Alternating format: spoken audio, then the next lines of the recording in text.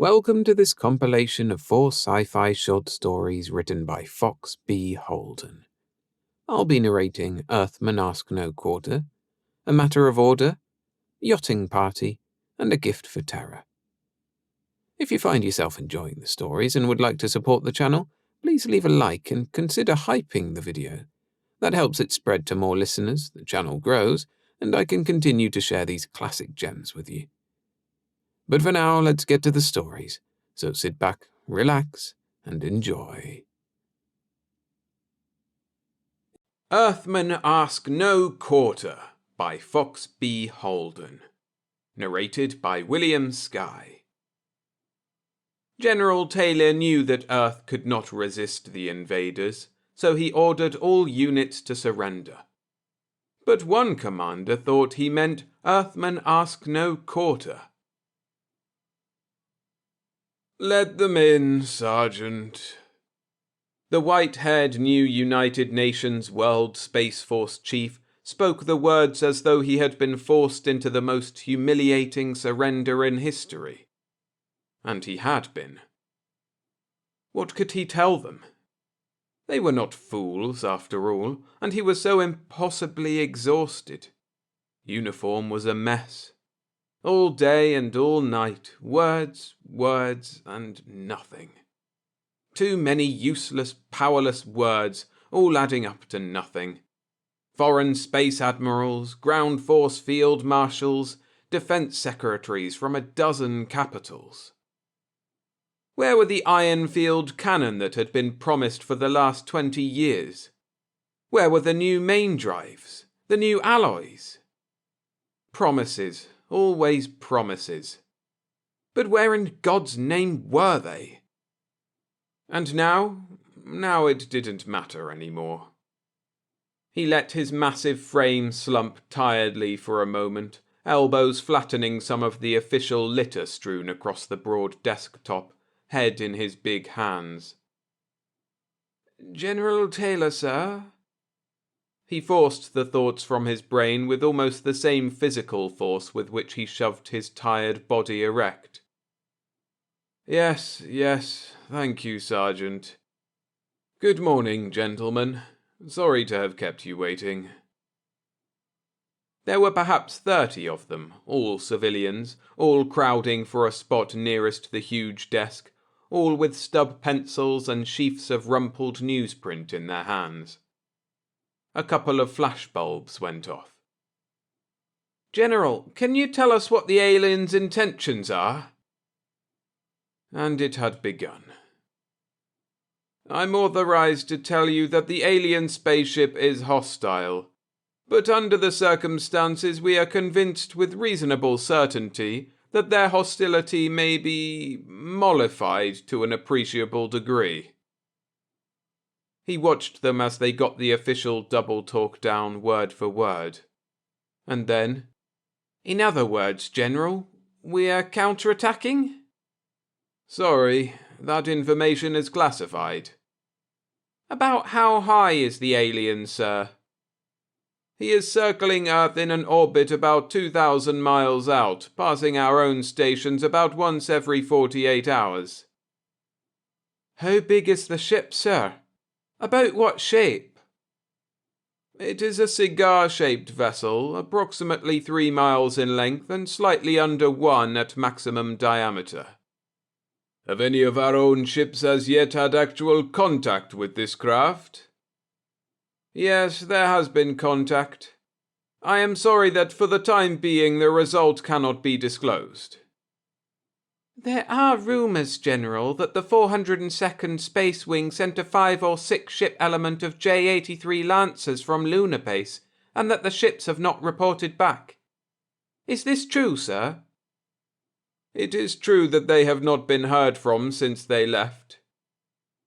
Then a young, unquavering voice cut in softly. "When is it to begin, sir? And when will we—" "You may write, gentlemen, that the invasion of Earth has already begun, and that we have absolutely no defense against it. None. Because of that fact, the The decision of the new UN Joint Chiefs has been that there should be no needless loss of life. You may write that we have already surrendered." His face felt as though it were hewn from wood, a strange wood with a fever in it. He had spoken far beyond his authorization. But they had to know. They could not be lied to forever. And the lies had always, ultimately, been worthless things. He was so tired. "General, can you tell us why?" The group was white-faced, still. The flashbulbs had stopped popping. The first impulse to bolt the General's office for the nearest bank of press telephones had somehow died even as it had arisen.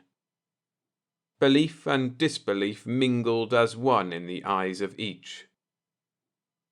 "I'll try, gentlemen," Taylor said wearily, leaning across the desk, his knuckles white against the smooth surface.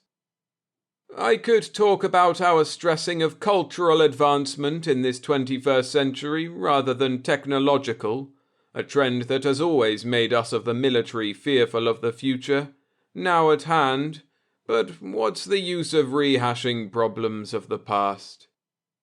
Plainly and simply, gentlemen, the invader is superior to us in every phase of known warfare.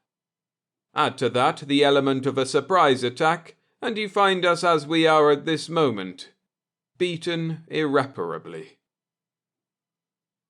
No one said anything. There was nothing to say. General Taylor sank into his chair and stared at them, a grim hopelessness in his eyes. Then the newsmen walked from the room, slowly and silently. Robert Manning, civilian Pentagon clerk, told himself that the invaders might better kill everybody off and get it over with than to just regiment the hell out of everything. A man couldn't even stay home so his wife could take care of his cold for him. He sneezed. If allowed to live it, there were perhaps 40 years of life yet for him.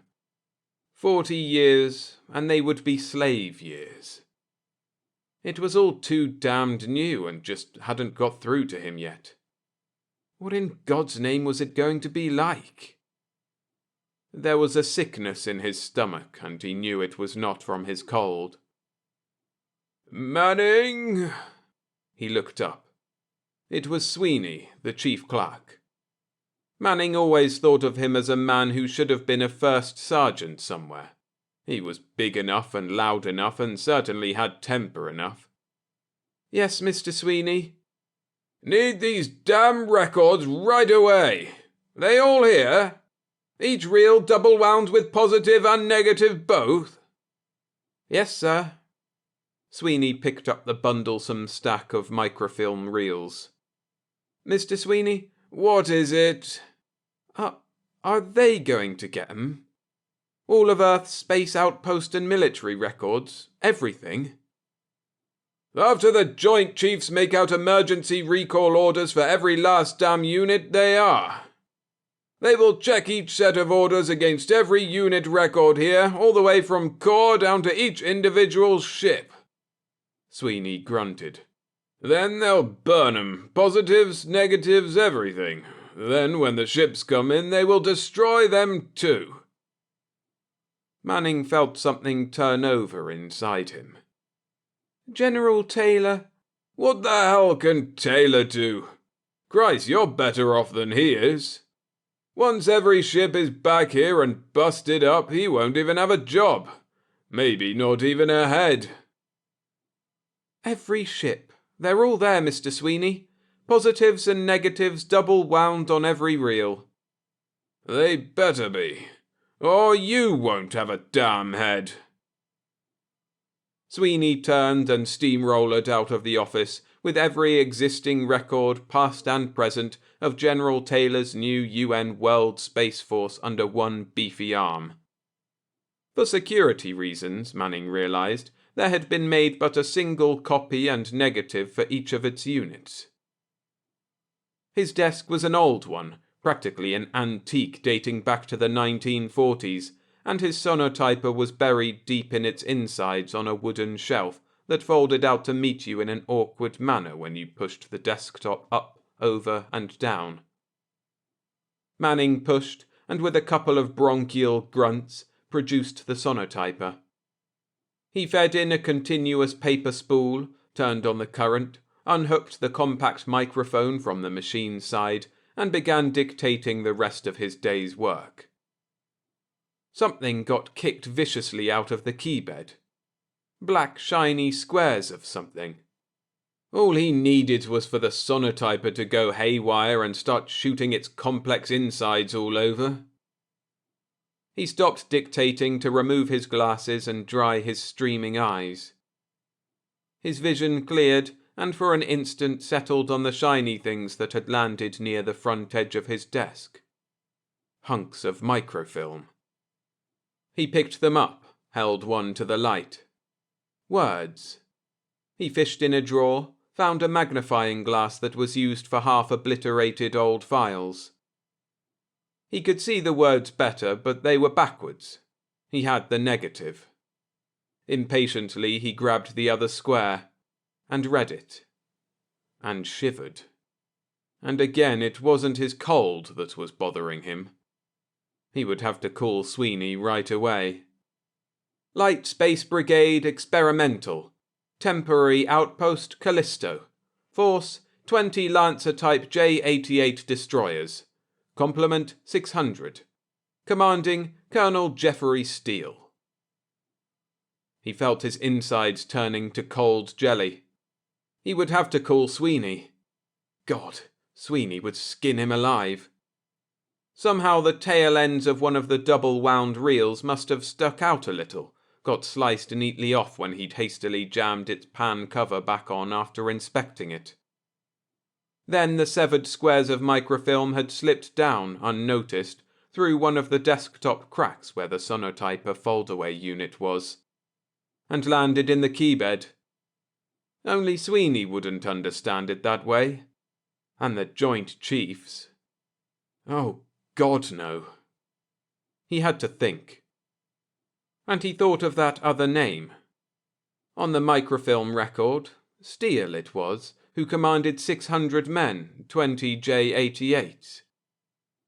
He thought of 40 years of slavery. And then he was doing a crazy thing. Crazy. While no one looked, Robert Manning sneezed and blew his nose and touched the flame of his cigarette lighter to the 2 squares of microfilm. The white-faced communications sergeant stood just inside the door, and this time he failed to be impressed with the unusual smartness of the colonel's acknowledging salute. The thick sheaf of yellow papers he held in his left hand was trembling visibly, noisily, and he couldn't make it stop. "Well, Grady, what is it? You look as though you'd picked up a telepath message from one of our Callistan cap-crawlers or something." He reached out for the quaking message the sergeant held, and the communications man smiled nervously and held it out to him. "Sorry, sir. I guess I just..." "No trouble, boy." The stocky black and silver uniformed figure paused in its movement, the thick pile of yellow papers momentarily forgotten. All of Steele's personnel seemed like sons to him. Even the raw recruits who had previously never been further out than Earth's own moon. Sometimes, during the lonely hours there had been in the fastness of space, he had surmised it was because there had never been a real son of his own with whom to share the adventures of his calling. But hadn't it been space itself that had denied him those many things other men could take for granted, the things for which he had never quite been able to trade? 40 years of it. Venus to Pluto. Deep space at the system's rim and beyond, to the very edge of infinity itself. Sometimes this deep hurt within him seemed too great, and yet somehow it seemed always worth the venture. One day, no matter the cost or the hurt, men's outposts would be flung to the stars themselves. This thing he knew. The sergeant was speaking, and there was a fear in his eyes. "Something's happened home, sir. You'd better read this right away. All the way to the very end, sir." Steele ran a freckled, stub-fingered hand slowly and deliberately along the close-cropped iron-grey side of his squarish skull. "Attention all stations," the message read. "Urgent imperative. Earth has been successfully invaded. The rapidity, timing, and infallibility of the attack has made the necessity of immediate capitulation unquestionable.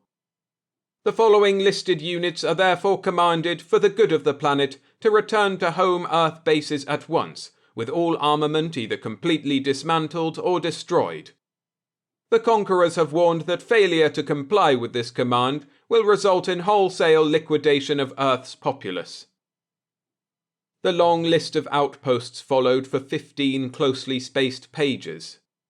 The message was signed Taylor, General, New United Nations World Space Force, Commanding. Steele suddenly felt himself struggling to keep order for full-scale attack bottled in his throat. Then he fought to keep from simply cursing. He fought to keep the hot, quick panic in him from boiling into some unthinkable suicide. The sergeant still stood before him, the thing of awful fear deep in his eyes. "Get Major Zuko at once, Sergeant." "Yes, sir. But, sir—" "What is it?" His jaws hurt, and he could feel the words hissing from between his teeth. "The list, sir. We're the smallest and newest unit there is, so we lie right at the bottom, page 15. But we're not there. We're not listed at all, sir." He looked. Grady was right. And okayed and signed by Taylor himself, no mistaking that. "Get Major Zuko, Sergeant. On the double." "Yes, sir." The communications non-com stumbled awkwardly. Acclimatization to lesser gravities came quickly only with long experience. He recovered, and then in a curious loping fashion began to run.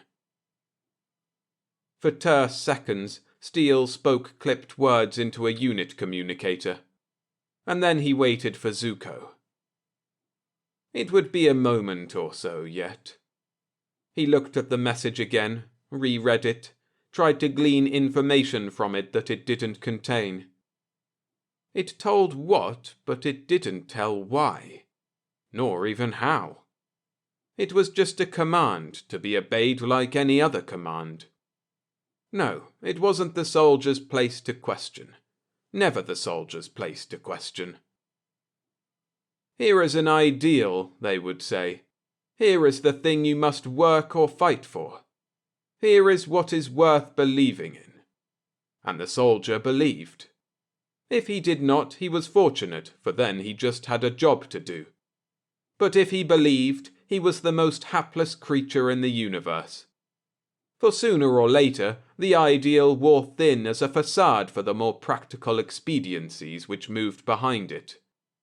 What true ideal there was with the soldier, yet his was not the freedom to serve it, and when the ideal was suddenly scrapped, when they said now it is all over, now this is what you must do, here is a new thing to believe. 40 years, from the bogs of Venus to the wastes of Pluto. He looked again at the list headed All Units, and checked them one by one.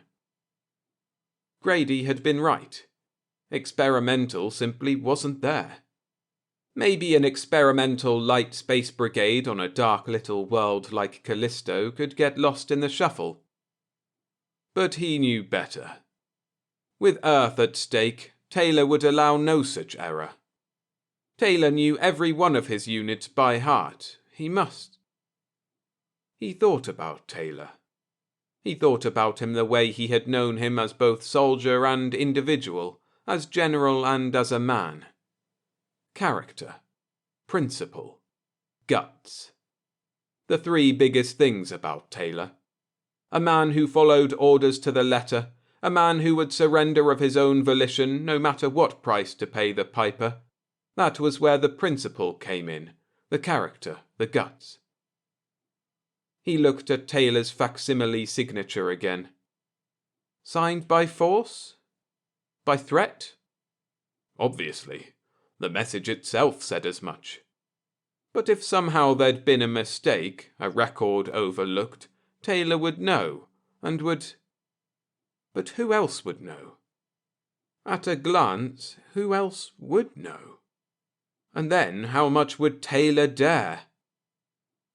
For one of the rare times in his life, Steele was frightened to his core. "Colonel Steele, sir!" Major Zuko snapped a perfunctory salute, put himself at rest, and lowered his towering, square-cut body into a laxer chair. The healthy pink in his broad face and the purposefulness in the set of his clean-cut features made him look younger than he was, and the close-cropped black hair was like an added insignia of his profession to his perfectly fitted uniform. "You'd better take a look at this, Georgie. And then we've got to get things moving." Steele handed the order across his desk. He waited while Zuko read. He watched Zuko's face. It seemed to gradually coagulate. And when he was finished, Steele said, "Now find us on there."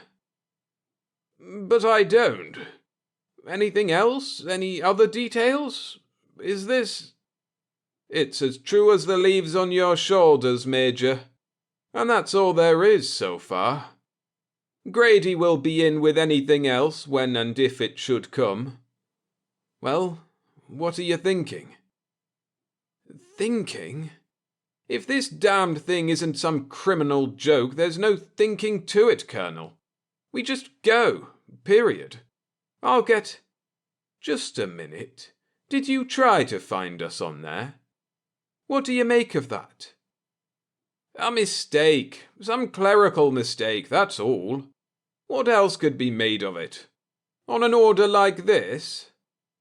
Steele shifted in his swivel seat, and a neglected spring squawked its protest. "Suppose," he began slowly, "it was a mistake, Major.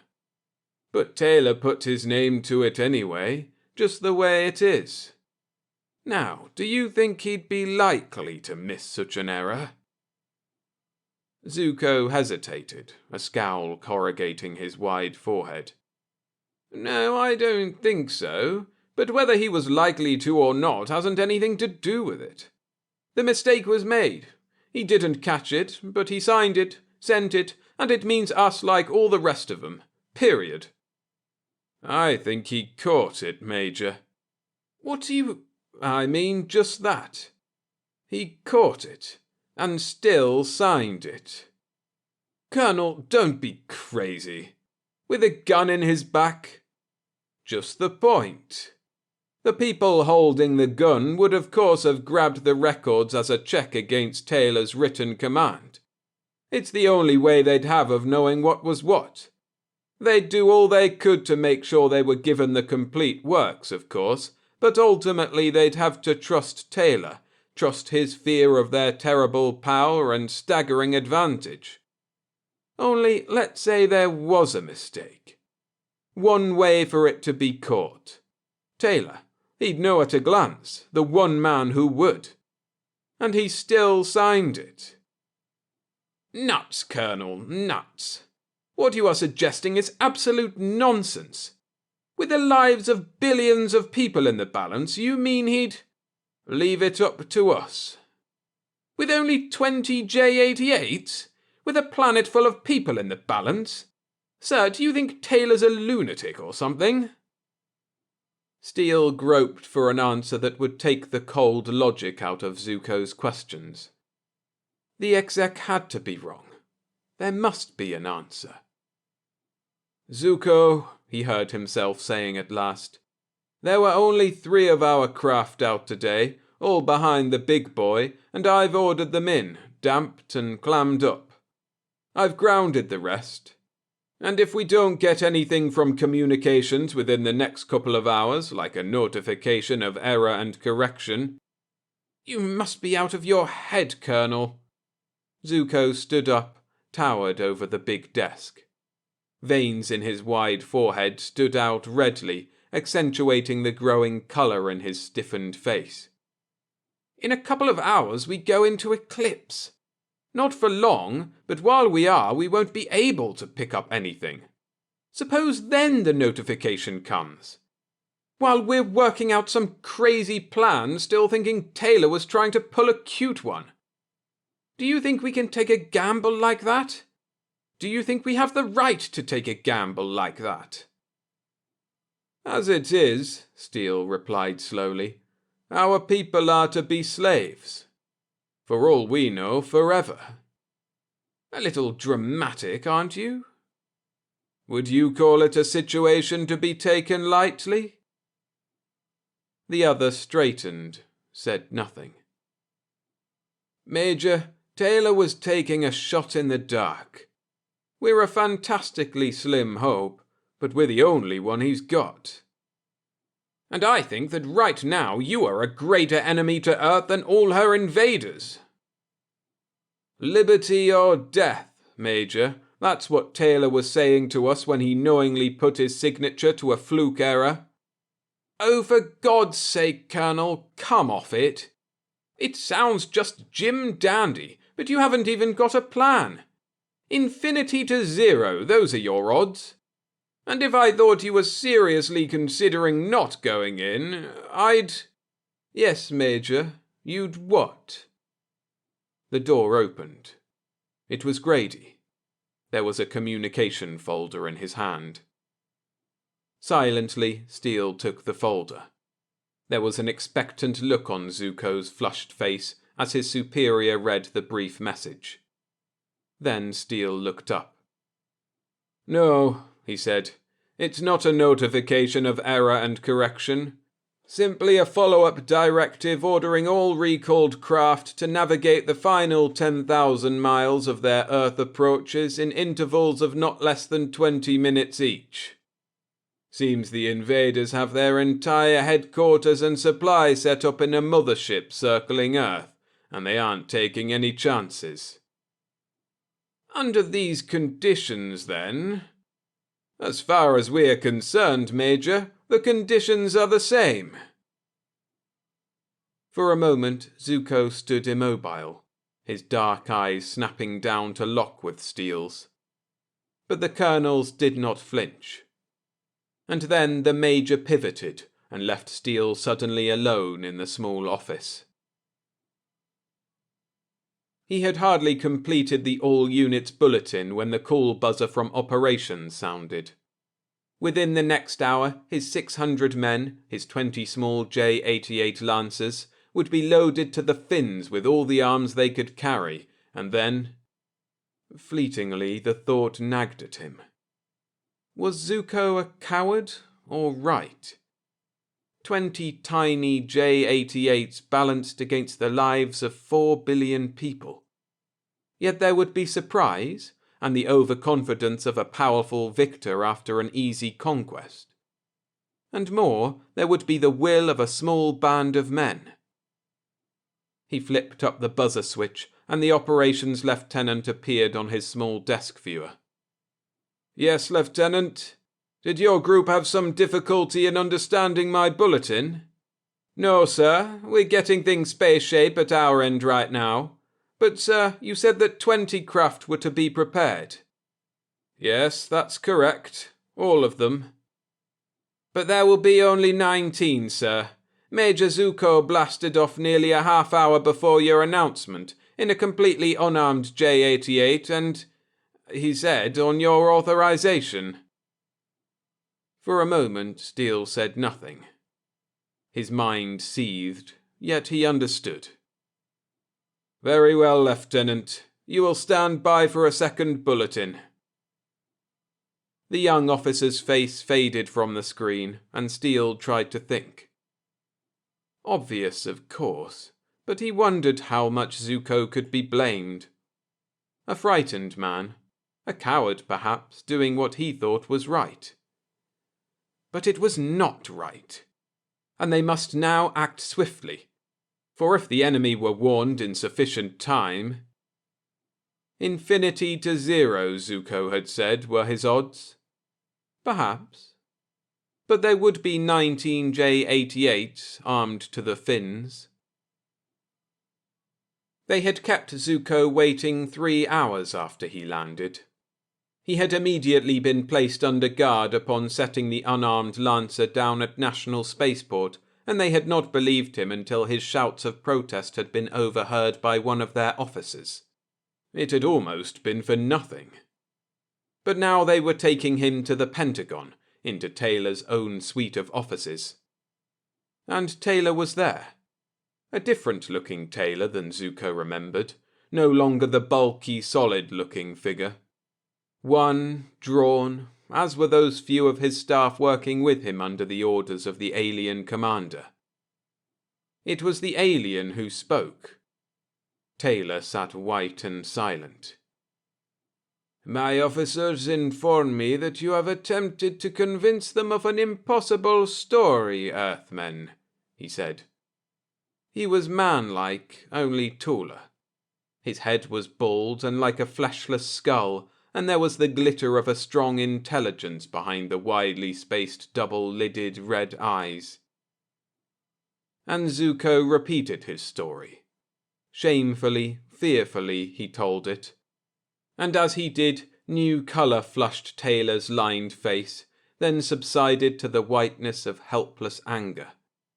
"Your story will be checked carefully," the alien commander said in a slurred yet fluent English. "If it is true..." And that was all he said. There was a sudden flurry of movement, and General Taylor had wrested a weapon from the alien's belt. He squeezed its trigger in quick, desperate spasms. Squeezed. Zuko lay headless on the floor.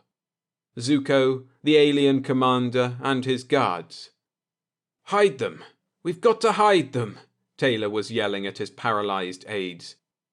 "If Steele can pull it off, can wreck that hellish mothership of theirs, they'll be cut off down here, done for. Come on, for God's sake, help me!" They sprang into action then, and with the weapons from the slain aliens, waited silently behind the bolted office door. Taylor's wasted frame was tensed. Minutes, hours, or death in seconds, perhaps. They could only wait. They came out of the sun. 19 flat, finned, streamlined shapes, orange flame gouting from them as from the lips of hell itself, hurtling headlong with some terrible vengeance glowing in their overheated tubes. Then space was suddenly gaping holes of searing colour, bursting soundlessly as the 19 became 17, 14, 12. The 12 became 10, and it was as though the bowels of the sun itself had erupted to the right and to the left of them, and everywhere before and behind them. 8 of them completed the first pass, and already there were yawning holes in the gleaming hide of their enemy. They turned, came on again. Their torpedo tubes sparkled, and 5 full salvos struck. The alien mothership spilled white flame from a gaping rupture in her flank, and 3 ships were left to close a second time. Then 2 flat-finned, streamlined shapes did not pull from their pass. They hurtled instead headlong into the wounded juggernaut's very heart. Drunkenly, and with almost deliberate slowness, it split in 2, a slain thing spewing its broken structure and shattered creatures with crazy abandon toward the great blue seas of earth beneath. One now there was, its flagship insignia half scorched from its twisted, battered hull. Yet it hurtled through the blackness of space toward the planet below it, the flush of victory shimmering in its overheated tubes. There was little to be said. General Taylor stood at the side of the white hospital bed, and Colonel Geoffrey Steele, his head swathed in bandages, looked questioningly up at him. "General, did Major Zuko—" Taylor's mouth was grim. "He reached us, and the aliens. But we managed to take care of the situation, to give you time." The General's features softened. "You and your crew, a magnificent job. Earth is proud." "We were lucky, sir." Steele attempted a grin. "Tried hard not to make any mistakes." Taylor smiled then, his laughter an emotional release they had both been seeking. "I occasionally overlook mistakes," he said. And then the two men laughed together. For a long time.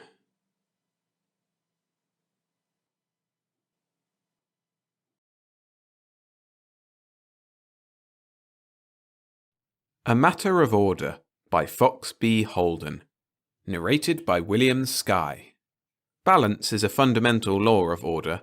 How then can integrity cancel such a principle, even though the future of mankind demands it? "I don't like it at all," the tall, thin man said. His name was Tharn, and he was known throughout the sprawling colony for the high-strung nervousness that was understandable enough in a youth of 50, but hardly normal for a man of his years. You had to be careful how you talked to Tharn, even if you were Angelo, Dean of Masters himself. "I don't like it," Tharn reiterated with another dramatic sweep of his long bony arm. "One bit, Angelo. Look at them circling up there." The thin-lined face turned squarely to Angelo's own, and the large, almost protruding black eyes snapped with all the vibrant fire of the fine artistic mind that boiled constantly behind them. Angelo turned his own eyes upward, momentarily following Tharn's still upthrust arm. Although he did not need to look again. It was as the second eldest of the colony said, of course. The slender, stylus-shaped object that reflected the golden midday sunlight in splintering shards against the almost cloudless cobalt of the sky still circled. It would land at the edge of the great colony. Angelo knew this, Tharn knew it, the colony knew it. Angelo turned his old eyes back upon Tharn, and the ghost of a smile plucked at his white-bearded lips. Tharn coloured, suddenly aware of the incongruous picture he presented. Poised with all the drama of a Mark Antony pleading to the populace to sorrow for a Caesar, while rather mundanely bedecked in his paint-spattered working smock. The high colour in his seamed face remained, but he pursued his point as though Angelo had never smiled at all. "They won't be satisfied." Angelo got up from the canvas stool before his easel, and the motion itself was enough to halt Tharn in mid-sentence. There was going to be some sort of action anyway. "Now look," Angelo said slowly. His voice carried the measured deliberation that its rich, deep timbre complemented so harmoniously. "First of all, Tharn, if we begin showing signs of undue alarm, you know what it will do to our younger men and women. They'll be upset for weeks, and we'll have another one of those terrible realist periods." Angelo grimaced with his incredibly bushy eyebrows. "Besides that, if you take a really careful look at that ship, you'd see in a moment that it's certainly of a type none of us have ever seen. We certainly cannot prevent its landing. We certainly do not have the means to present a hostile front when it does.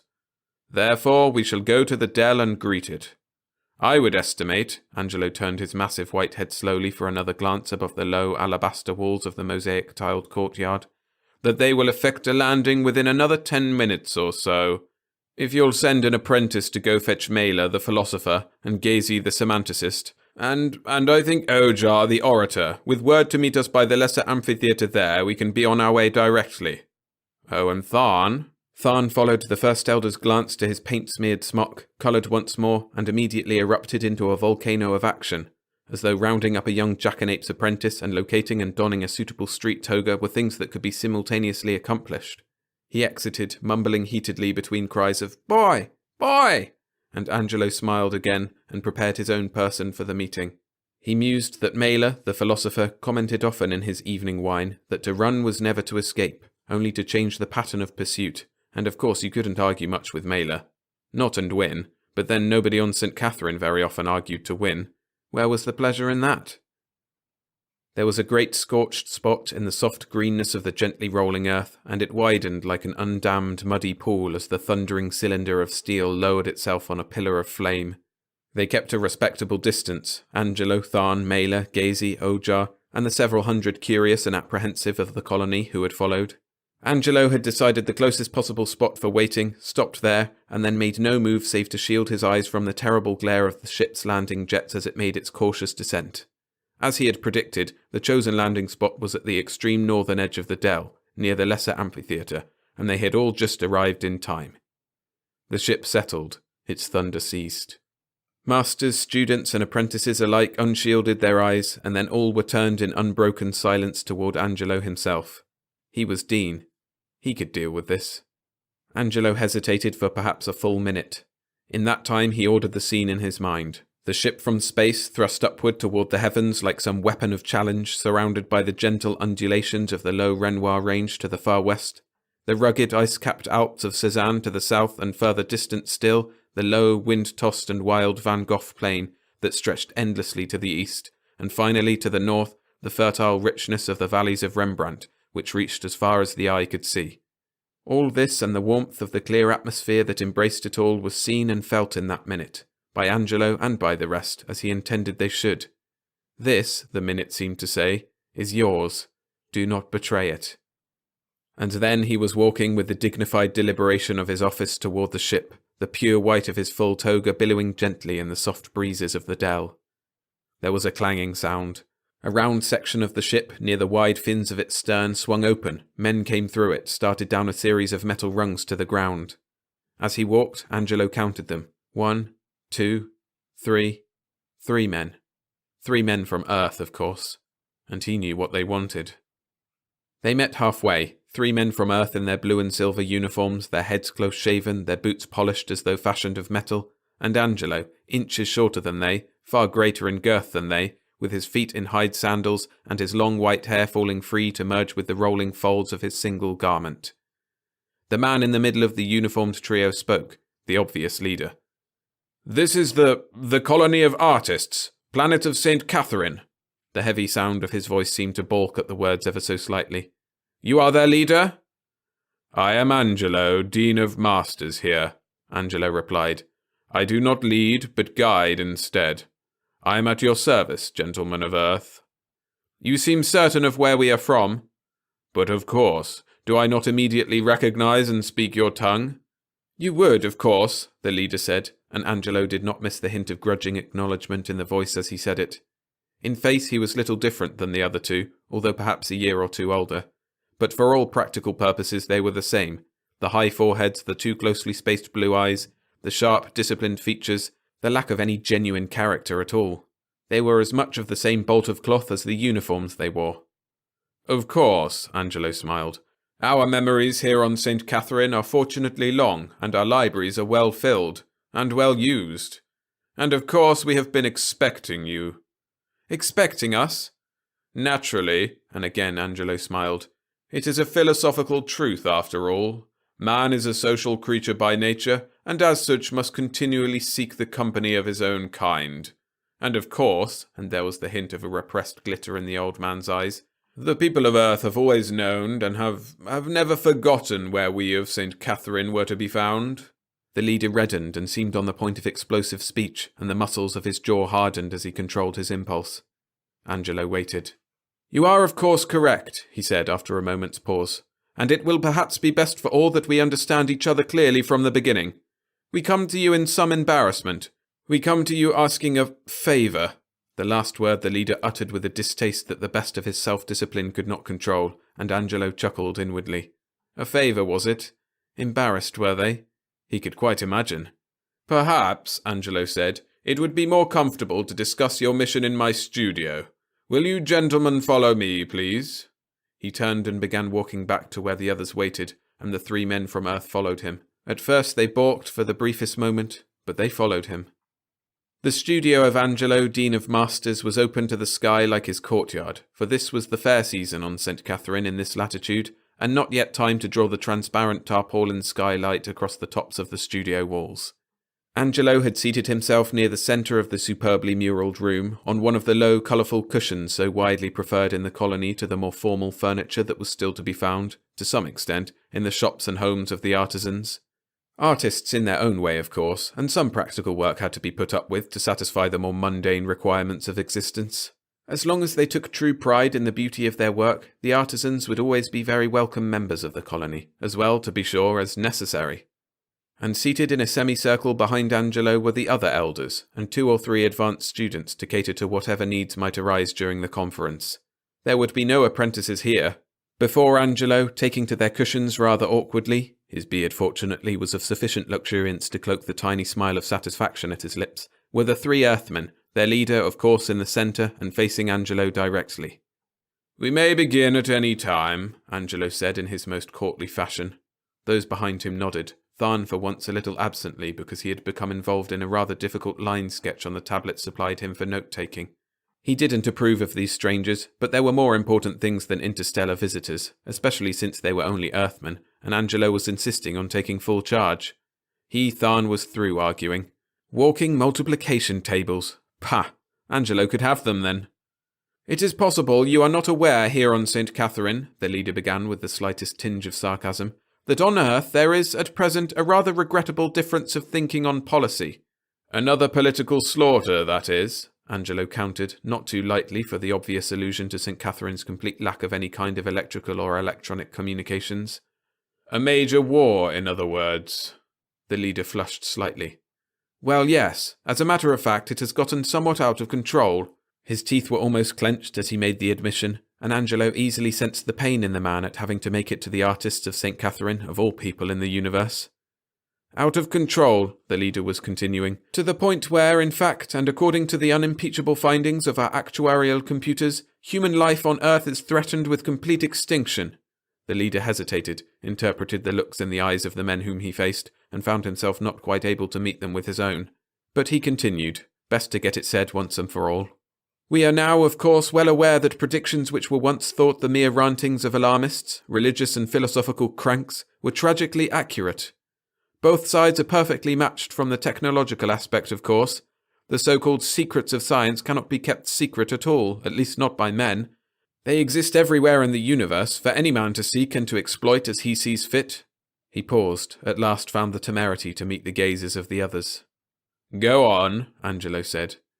"Both sides have come to absolute stalemate, but not, regrettably, the kind of stalemate that means cessation of activity.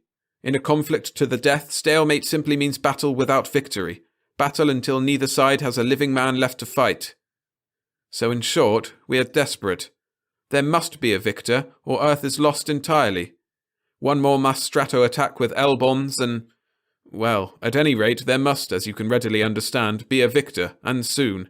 Obviously, the others must be defeated." Yes, of course, thought Mailer the philosopher. It is the others always who must be defeated. "And so we have," the leader was saying, "come to you for help." He stopped speaking then, for a moment, waiting for Angelo's reply. Waiting simply for him to ask, "What kind of help could we artists possibly give you?" Waiting for and prepared to take unflinchingly the searing taunt that could not help but be in the question. You who can fly ships through space, who have at your computer tips the hard-won miracles of science and engineering?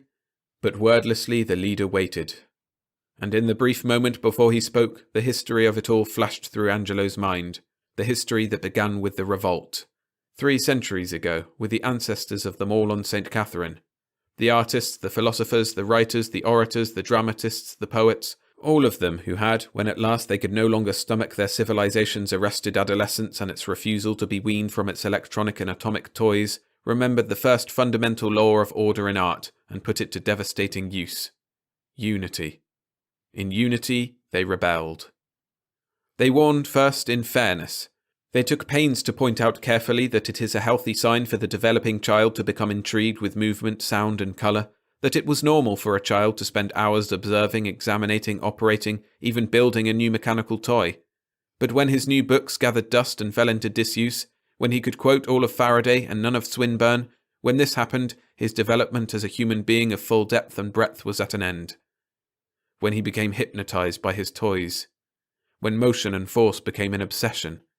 When the means became an end in itself. when the tool became the raison d'etre rather than the structure it had been fashioned only to help build. Then the point of civilization had been hopelessly lost, and thinking men had but one alternative: leave and start over. And so, banded together, they had left. It had not been so difficult, for to the ancestors a tool was always that and nothing more. They could not build spaceships, but they could buy them, and so they had. They could not navigate space nor pilot their craft, so they hired the technicians and engineers who could. And when the ancestors had arrived at a planet of their choice, the scientists had been duly proud of their superior accomplishment in being able to find just such a planet, and of course were paid more than the engineers and technicians. The ancestors gave them all sizable bonuses and sent them packing back to Earth, where there were so many fine things to spend their money on. The ancestors had, of course, been called dreamers, ivory towerists, alarmists, fools. They had been called madmen who lived in the unenlightened past, believers in some foolishness called artistic integrity, schizoids who were afraid to face reality. Posh, polish, and good riddance, muttered the sane ones over their charts and oscilloscopes as the last of the ancestors' ships blasted free of Earth. Muttered, of course, because there was somehow a vague awareness that the culture vultures hadn't left in fear of the bright, quick machines, but in, well, they said, in disgust. Good riddance to childish rubbish. But now, apparently, the men of Earth had gotten themselves into something so peculiarly impossible that they were desperate enough to face the cutting wit of the fat-bottomed artists on St. Catherine, who wouldn't be able to say, "I told you so," in a straightforward, matter-of-fact way and let it go at that. Oh no. But it would be better to have their damned articulate tongues tear you apart than an S-field. The moment of reflection was spent, and Angelo asked the question. "And how can we help you?" was all he said. The leader took a deep breath. "One moment," Angelo said as he was about to speak. "Just a word of warning, if you please. If you want anything of us at all, simply state your case in plain language. Don't try to sell us anything. We can beat you roundly at that. And if we agree to your request, you will accept exactly what we give you. Beggars, no matter how expert in some things, are still not in the position of choosers. A matter, after all, of, shall we say, artistic integrity?" The leader's eyes flashed. Damn you and your infernal artistic integrity, but it was his mouth which, fortunately for him under the circumstances, did the talking. "Very well. As I said, both sides are in perfect technological and therefore military balance." "Balance is so important," interrupted Angelo. Behind him, Ojar the orator was having a difficult time repressing a yelp of pure mirth. It was unfair, of course, to bait these stumble-witted fellows like this, but it was amusing, especially when Angelo did it, who, though a painter, was well up on his wordplay. "Perhaps you have already noticed," Angelo was going on, quite oblivious to the perspiration on the leader's high forehead, and exactly as Ojar had expected, "how well we of St. Catherine observe the fundamental laws of order, the rhythm of our very way of life, for example. But excuse me, you are outlining your request." The leader had reddened helplessly, and his subordinates had both stolen quick glances at him. It was as though images of the man himself, reflected from mirrors at either side, had suddenly taken on a volition of movement of their own. But quite quickly they became well-behaved images again. "Both sides have equally effective weapons and defences," the leader went on, "and so it has become a disastrous war of attrition. To win, we must have something they do not have, obviously." "To bring your side into dominance, of course," said Angelo sagely. "To prevent your subordination, as it were." Ojar had a sudden violent fit of coughing. "Yes," the leader said. There was a momentary blankness in his eyes, and Angelo decided that enough was enough. Unfairness was unfairness, after all. They must hear the man out. "We have looked back over history," the leader said. "It was an unprecedented step, to be sure, but we were desperate. At any rate, we discovered that one time it was possible to make an enemy believe he was wrong, and that you, his enemy, were right, through a rather obscure verbal art called, I believe it was, propaganda." "Yes," said Angelo. "The province in art of writers and orators. As a painter or sculptor will create illusion with paints or stone, just so did the writer create illusion with letters."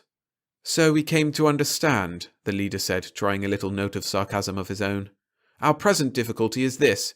We of course have no such artists at our disposal. We of course tried our own hand at it, but nobody ever seemed quite able to agree on just what it was we were trying to talk about. So, well, we have come to you. Will you do this for us? A few words for the sake of humanity?" Clever, thought Mailer at that. An intended appeal to the philosophical side of the artistic mind. Maybe the poor wretch really meant it, even if he wasn't aware that humanity meant both sides.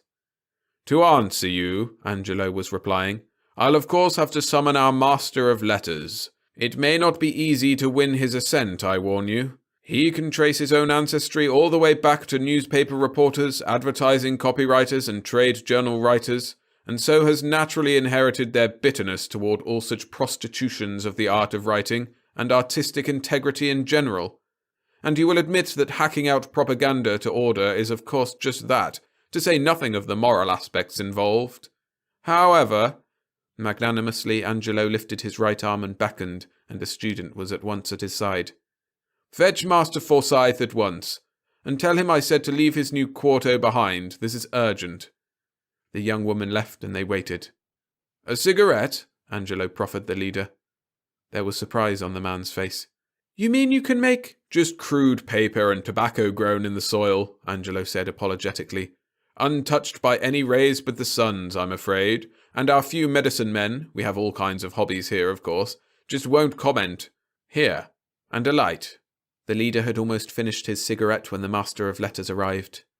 Angelo, you churl, sir. Do you know how long I've been working on that line? You know how difficult it is for me to get a decent crochet when I'm... Oh, company! Capital! Come, fill the cup, and in the fire of spring... Please, Forsyth, these men are here on business. They want you to do them a favour. Resignedly, Forsyth kept quiet, and listened for good measure. He listened for 10 minutes, and then the leader was finished, and Forsyth said, A pox on it! Please, Forsyth. He's right, came Tharn's voice. I told you I didn't like it, and I don't, and... He doesn't like it, bellowed Forsyth. Then by heaven I'll do it. Teach you, sire, to make charcoal caricatures of me on a day when I'm not lampooning you. Very well, but I don't think I've got too many apprentices that aren't engaged right at the moment. Nonetheless, if... The leader was beyond control. Apprentices, did you say? He croaked hoarsely. Why, you... What in Dante did you think, man-child? Shot back Forsyth. You don't suppose I'd give you finished creative writers for the job of a trained ape, do you? Some apprentices I've got, and some apprentices you'll get, and only because Dean Angelo here says so. The 3 men from Earth strode with military precision back to their ship. The leader was in the centre, and his subordinates, each with bulging briefcases in both hands, were on either side. A large group from the colony walked at a slower pace behind. Angelo, as usual, was at their head, and flanking him were Tharn and Forsyth. Another whole week wasted, lamented Forsyth. Not that the time means anything, but those sensitive young boys and girls of mine will never be the same. One of them, just this morning, told me she was thinking of taking up politics as a hobby. The tortures I go through for you, Angelo. I still don't like it, Tharn cut him off. And I don't like them. And Forsyth, I saw what you had your precious little apprentices doing. You had them writing exactly the same tripe they wrote for that other crowd that landed 2 weeks ago. Tharn, you certainly aren't the only one who has no use for that barbaric breed. So, as long as they remain equally matched, they'll eventually, But that means... A fundamental law of order, of course, my dear Tharn. Balance, as I think I may already have pointed out. Forsyth quoted something from an obscure source about the importance of artistic integrity, and then they watched together as the ship from Earth blasted homeward.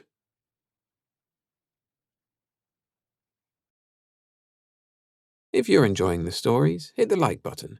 It helps the channel grow. Thanks. Yachting Party by Fox B. Holden. Narrated by William Skye. While their crew worked feverishly to repair the damaged rocket ship, the passengers set out to explore the planet. Thus they met the hairy one. The girl Marla trembled, yet she was not afraid. Ronald had told her at the outset of the cruise that although Christ's friend Logan was young for a space pilot, he was a good one and had trained in the old fuel-propelled ships that men had first flown space in before the new warp drive had been perfected. But Logan was sweating visibly. The blue planet loomed up, and Christ, who owned the trim space yacht and had suggested the cruise, jumped noticeably when the first shrill whistle of atmospheric resistance pierced the tense quiet of the well-appointed control room. They were half falling, half gliding downward, and despite Logan's attempts to check their descent with the clogged free-drive maneuvering jets, their downward speed seemed to increase each second. "My fault," Ronald muttered so only Marla could hear. "Had we stayed on the warp we charted and not followed my suggestion to go adventuring on a free drive in some system none of us have ever heard of, we wouldn't be in this mess." "Not your fault, dear," Marla said to her husband. "Even Logan couldn't have known the free drive would fail and leave us too far from our warp point to make it back, and—" The stricken craft lurched again, and the polished nose began an almost imperceptible upswing. The shrill scream of the rarefied atmosphere began descending the scale like a gigantic siren running down. "Flat on the deck!" Christ yelled. Lush green forest stretched but scant miles below. The sound of a heavy, rich atmosphere now racing past their gleaming hull dropped to a low, moaning note, and then the sound of it was gone. The nose came up. There was a wrenching jar and the nerve-shattering cry of tearing, scorched metal. The control room rocked crazily, then was suddenly still, cocked at a nightmare angle as a shuddering impact brought the wildly slewing craft to a punishing halt. And for the four of them, there was sudden oblivion. "Marla was as lucky as the rest of us," Ronald said. "Just the wind knocked out of her. She's coming around." The girl's silver-flecked eyes were already open, and for a moment there was forgetfulness in them. "We splattered a little," Ronald told her. "You move all right?" She was shaken but unhurt. He helped her to a standing position on the canted deck and saw that Christ and Logan were already taking a rapid inventory of the yacht's available tools. "Got to look around outside," Logan was saying, shaking his bruised head a little, "before I can tell you how bad we are. But I think Christ and I can get her back into one piece." "Can if we can go out," the tall, athletic owner of the pleasure craft said. "We'll need the suits." "Maybe not," Ronald said. "There was plenty of atmosphere wailing away." 5 credits gets you 20, it's all pure poison," Logan retorted. He was standing at one of the metallo-glass ports, surveying the colourful terrain speculatively. They joined him. The ship had hit in an oblong clearing, perhaps 5 miles in length and half that in width. Surrounding the open, grassy spot were the depths of an untamed, riotously coloured jungle. "I'll give it a try in a suit," Logan said. "The sooner we patch up and get out of here, the better. No telling what's in that." He gestured toward the clearing's mile-distant edge. Ronald helped him into the bundlesome plasticele spacesuit, then watched tensely with the others as the starboard airlock hissed, and Logan stepped onto the thickly carpeted clearing floor. "He's a cool kid," Ronald said. "For all we know, he's a crackerjack mechanic," Christ interrupted. "If we've got a couple of straight rivets left, he'll get us out of here. I'm just glad that he picked out this planet to come in on instead of the first or second out from this system's sun. It's plenty hot even here." They were all perspiring freely. The atmosphere conditioner had ceased operating from the shock of landing. Logan's voice cracked from the still-functioning communications panel. "Not too bad. Full hull plate's got a little bashed in, couple of rips in the speed skin. Take us maybe 4 or 5 days to get her spaceworthy again. Can unclog the free drive jets in a day easy. But the guy who thought of leaving modern yachts equipped with free drive units ought to be hung from a comet tail." They could see Logan near the nose of the ship. His hands were working at his helmet. "Take it easy," Christ called. They could hear a soft hiss in the intercom. "Letting some of this stuff in, a cubic millimetre at a time, Grandma. If I can breathe it, I'll let you know. If I can't... Anyway, if we can work without the suits, it'll let us get out of here that much sooner. Don't know about you kids, but I didn't even bring a slingshot along." Christ traded looks with Ronald. There wasn't so much as a handgun in the whole ship. Neither said what was in his mind, but Ronald drew Marla a little closer and broke the silence. "You'd think they'd equip even pleasure craft with a few of these scientific gadgets you hear about, instead of taking up room with a lot of old-fashioned fuel tanks and jets that nobody needs," With an atmosphere or gravity tester, things like this would be a lot less risky. Got to admire Logan's nerve. He's got his suit off. It was true. Logan was walking slowly, experimentally about, eyeing the surrounding terrain to estimate their situation, unhampered by the suit. He moved slowly, but not labouredly. "Let's get some tools out there," Ronald said. "The three of us can... There's only the emergency kit. Tools enough for two, working simultaneously. You better stick with Marla, Ronald, and both of you can keep a weather eye out for anything while we're putting this egg together again. How about trying to contact some stellar patrol outpost? No good. We're way off our warp. Even if we had the power, it'd take our beam, like our ship if it had enough free drive fuel, about 80,000 years to reach the nearest one.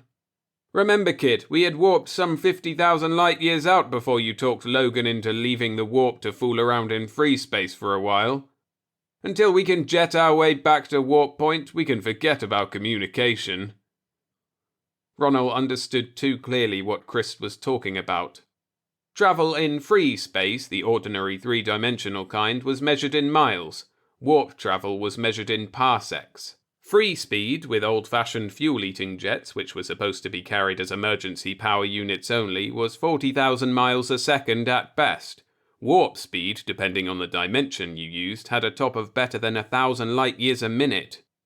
Leaving your warp to poke around in ordinary three-dimensional space on jets was like leaving your surface car parked on a speedway to hike up a side road on foot. You had to get back to the speedway to get home. And if you broke a leg... Christ was already outside, lugging tool carriers to a spot Logan had selected to begin. Ronald turned to his wife. "Well, we can't keep a weather eye out for bug-eyed monsters in here," he said. "Might as well go brave the great unknown ourselves. Come on." The heavy grass was wet and soft beneath their feet and had a distinctive aroma of its own. Ronald thought to himself as they walked that perhaps the red desert-covered fourth planet would have been a better bet after all, at least cooler. "We shouldn't get too far from the ship," Marla said. "We won't, but I just wanted to look around, want a closer look at the jungle from the edge of the clearing. Always wanted to be able to tell people I'd been exploring on some strange exotic planet somewhere." "It's strange enough, but quiet up to now anyway. Maybe all that—" They had reached the clearing's edge, and saw the hairy one for the first time. Marla stopped in mid-sentence, and they stood transfixed. The hairy one regarded them evenly with small, narrowly spaced black eyes. He remained as immobile as the two from the ship. "Like a man, but smaller," Marla whispered tautly. "But covered with hair, and on all fours," Ronald said.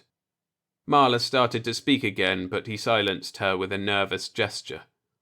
The ape-like creature cocked its head as though listening. A light breeze made ripples in the thick hair on his narrow, sloping back, but for long moments he did not stir, nor did Marla or Ronald advance toward him. The hairy one fixed his gaze on Marla, then shifted it to her husband.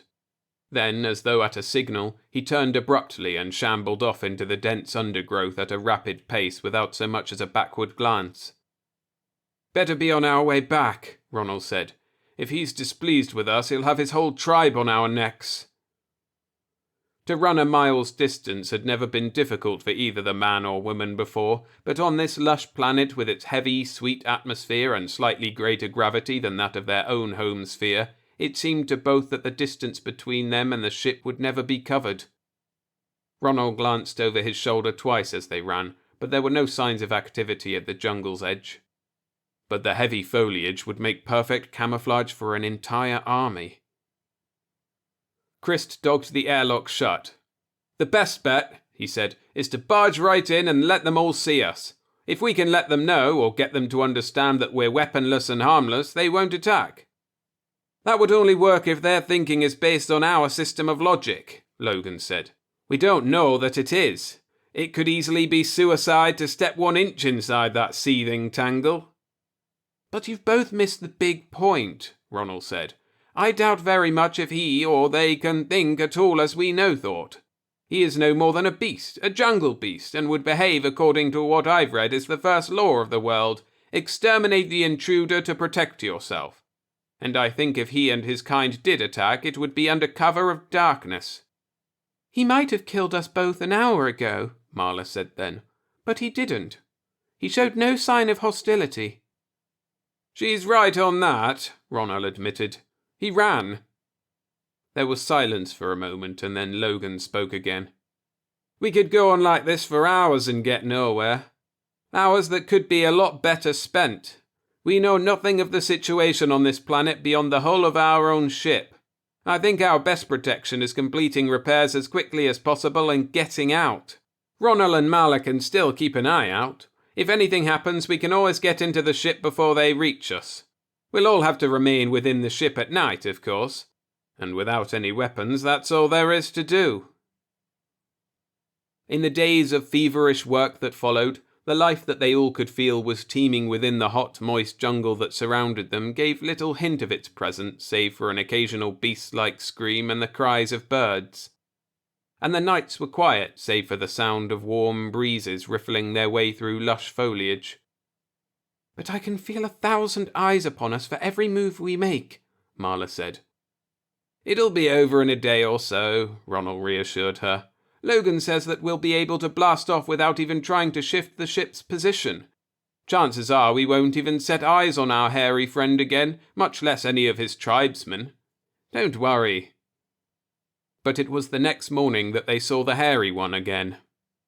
"He's trying to get up into that tree with the fruit on it," Marla said. "But the trunk's too big around for him to climb, and the lowest branch is too high for him to reach." "He seems to be alone," Ronald said. "And he doesn't even seem to know we're still here." "I wonder if he really cares," Ronald said, and began walking slowly toward the clearing's edge. "You aren't going to—" "Got a funny feeling. And I want a closer look. He could get that fruit if he could stand," Marla completed. The implications of what Ronald suggested came fully upon her for the first time.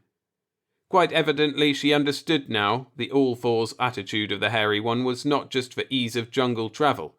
It was a permanent attitude because the beast had not yet attained the ability to stand erect. "I've an idea," Ronald said. He quickened his stride. "But you'd better go back with Christ and Logan. It's possible that—" "I will not. And what danger is there? For nearly a week we've been here, and although we've all felt uneasy, this is the first we've seen him since that first day. There hasn't been even a hint of hostility. What more can he be than just a harmless, stupid beast?" The hairy one halted his tree-climbing efforts when he saw them, but made no move to either retreat or advance. As before, he stood immobile and watched. Ronald and Marla approached with the palms of their hands opened and outward, hanging limply at their sides. And as they approached, Ronald swept the jungle edge with his eyes to peer as deeply into its tangled growth as he could. Nothing moved. Within scant yards of the beast, they stopped. The hairy one was watching Marla. Ronald dropped to all fours, and it was a peculiar silent melodrama that followed then.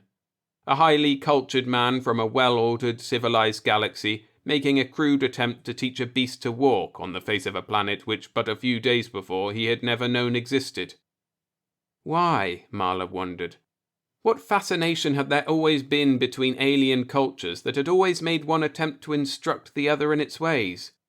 Certainly Ronald was no scientist, no explorer. Yet as though he were an appointed ambassador of his own kind, he was attempting the always risky job of finding a common level of understanding with an alien mind. Or perhaps it was just natural curiosity and an overabundance of self-confidence. Ronald had imitated the creature's all-fours shamble until he was beneath the tree limb. "Careful," Marla said. "Don't give him the idea you're trying to steal his fruit, or we will be in trouble." Far out from where the fruit hung, Ronald stood up slowly. Then he raised his arms, opened his hands, and touched the limb with his fingers. Then he dropped back to the all-fours position and repeated the standing-up process. Then, at length, he pointed to the hairy one, to the position under the limb above which the fruit swung, and backed slowly to where Marla stood, fascination in her eyes. The hairy one remained immobile. There seemed no flicker of comprehension in his flat black eyes. Then, suddenly, for the quickest flash of an instant, he came almost erect, his arms half upraised. Then he dropped back as though exhausted and baffled by the effort. "He did it!" Ronald exclaimed. "He can understand!" Ronald went through the weird pantomime again, but although the hairy one stood once again and even accomplished 2 staggering steps forward, he dropped back once more without having reached the fruit. "We had better go back," Marla said. I don't think you should have, Ronald." "No harm done. But before we give up my little experiment..." Ronald reached up, plucked the fruit, and in one fluid motion tossed it to the hairy one. And deftly it was caught. And as quickly thrown forcefully to the ground. "You've angered him, Ronald. But he could see I wasn't stealing it." The hairy one did not move. Crouched, he watched them, watched Marla. Suddenly, Ronald was clearing a small area of the thick carpet-like grass. Then, in the soft, rich dirt which he had exposed, he began making swift, simple diagrams. They depicted the ship surrounded by a forest. Then, pointing first to his crude drawing, then to the hairy one, to themselves, then to the ship, Ronald waited. But the beast did not move. "Take him along? Back with us?" Marla whispered. "Why not?" Ronald answered. "If our experts could communicate with him, or at least study him, there's no telling. Wait." The hairy one had started to stand, stepped forward, then stopped. "We had better go, Ronald." Marla was frightened now. "You've made him resent us. We should leave him to this world where he belongs, and we should return to ours where we belong." "One more try. Then, if it doesn't work..." Ronald, almost as though caught in a trance, began to take a slow, cautious step toward the immobile beast before him, and stepped back quickly, for the hairy one had in an instant grabbed from the ground a heavy club-like stick. Yet he had not raised it, but merely held it meaningfully, pointed downward. Ronald stood motionless. The hairy one watched Marla, then Ronald. Then he dropped his club, silently picked up the fruit he had thrown to the ground, and turned.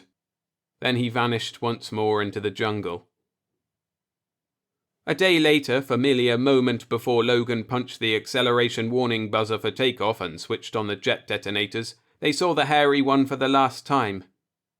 "Look, Christ! Marla! There he is! And by Beetlejuice if he isn't standing up!" Even at a mile distance they could discern the erect figure of the mute, enigmatic denizen of this strange new planet, immobile, watching, but on 2 feet. "And on those forelegs of his were more hands than feet, and what someday might be a thumb to oppose his fingers," Ronald was saying quietly. Marla and Christ knew what was in Ronald's mind, and Marla was glad they were about to blast off. There had been something in the way the beast had watched them, had watched her. They knew what Ronald was thinking, but it was all they would ever know. They took their places in the acceleration hammocks. Seconds later, with a great shuddering roar, the gleaming space yacht leaped skyward and disappeared into the blue vault of the sky. The hairy one watched for minutes afterward, then dropped back to all fours and shambled through the jungle. His legs hurt strangely, and his arms. Perhaps he should have accepted their offer and gone with them to their bright, shining world. Or perhaps taken the woman and started what?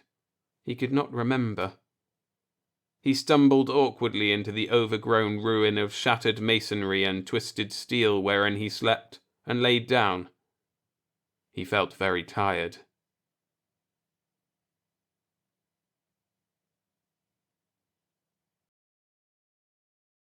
Remember to hit the like button and consider hyping the video to help it spread. Thanks. A Gift for Terra by Fox B. Holden. Narrated by William Skye. His head hurt like blazes, but he was alive, and to be alive meant fighting like hell to stay that way. That was the first thing returning consciousness told him. The next was that his helmet should have been cracked wide open when the bum landing had wrenched the acceleration hammocks out of their suspension sockets and heaved his suited body across the buckled conning deck. It should have been, but it wasn't. The third thing he knew was that Ferris's helmet had been smashed into 1,000,000 pieces, and that Ferris was dead.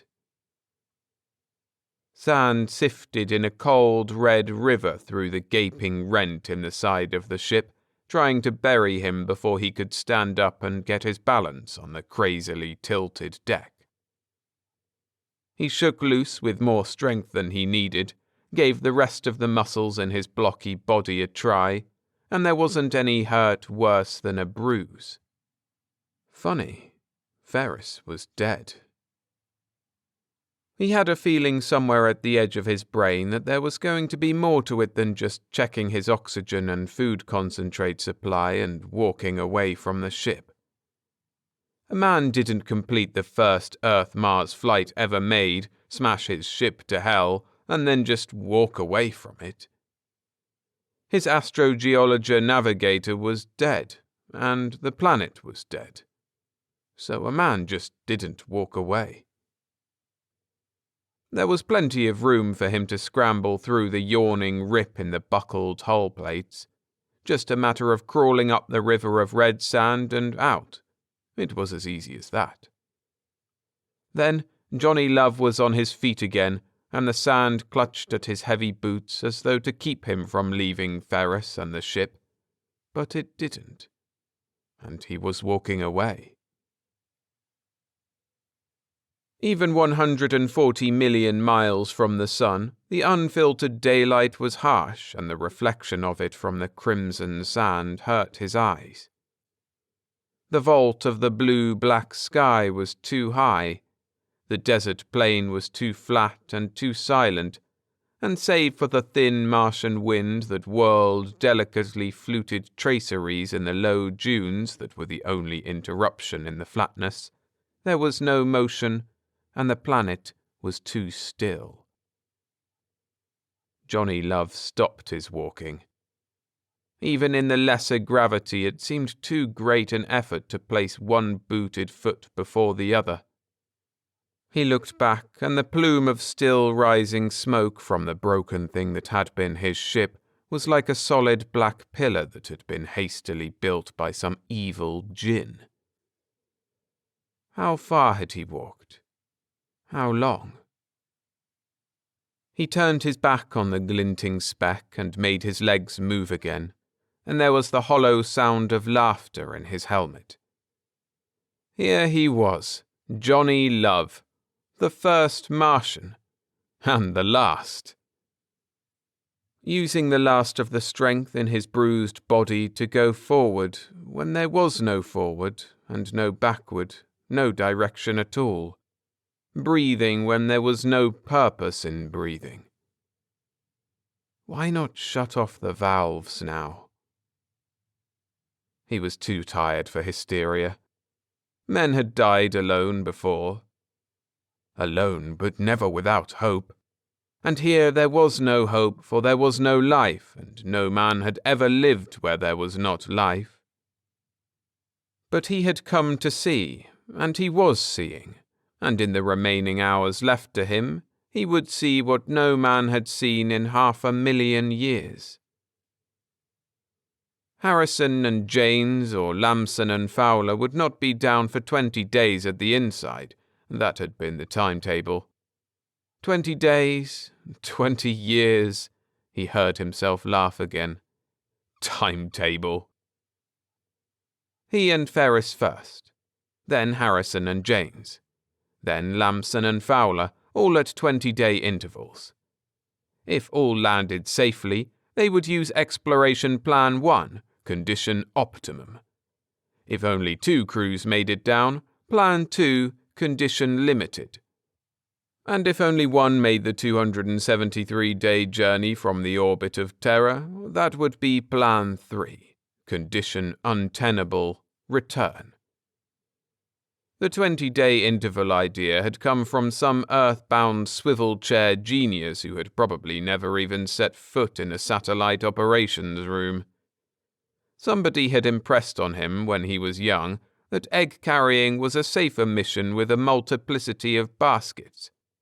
It was common sense that if anything happened to Mars 1 touching down, at least it wouldn't happen to 2 and 3 at the same time. Common sense, Johnny thought, and he laughed again. Space was not common, and it was not sensible. And nobody had ever taught it the rules men made.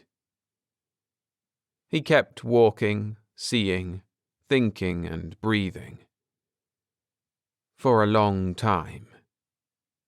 He fell once or twice and picked himself up again to walk some more, and then he fell a final time and did not get up.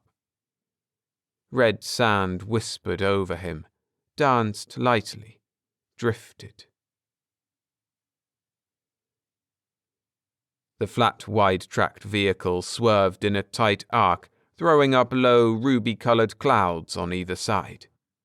Its engines throbbed a new note of power, and it scuttled in a straight line across the desert floor like a fleck of shiny metal drawn by an unseen magnet.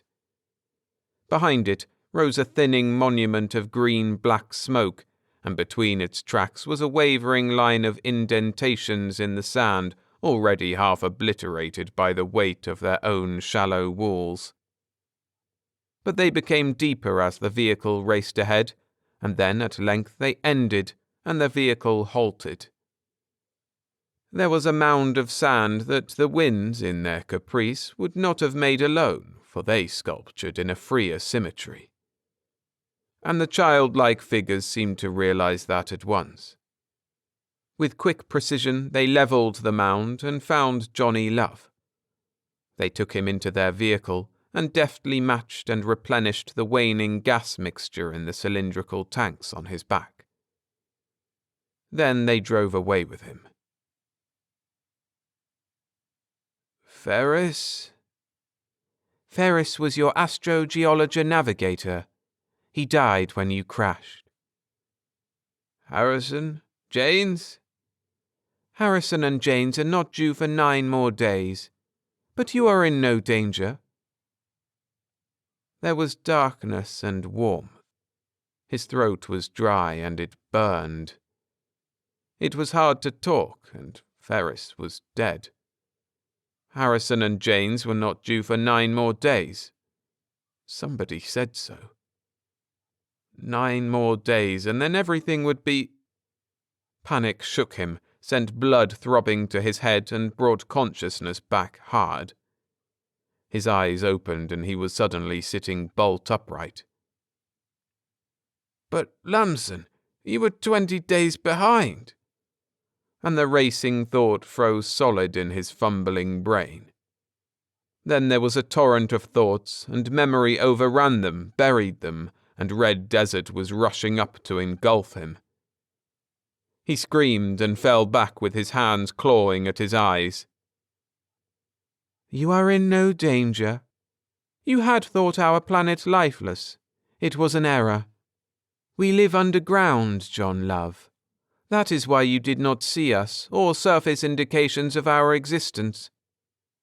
A group of us speak your language because for 11 days we have been studying your brain and analyzing your thought patterns.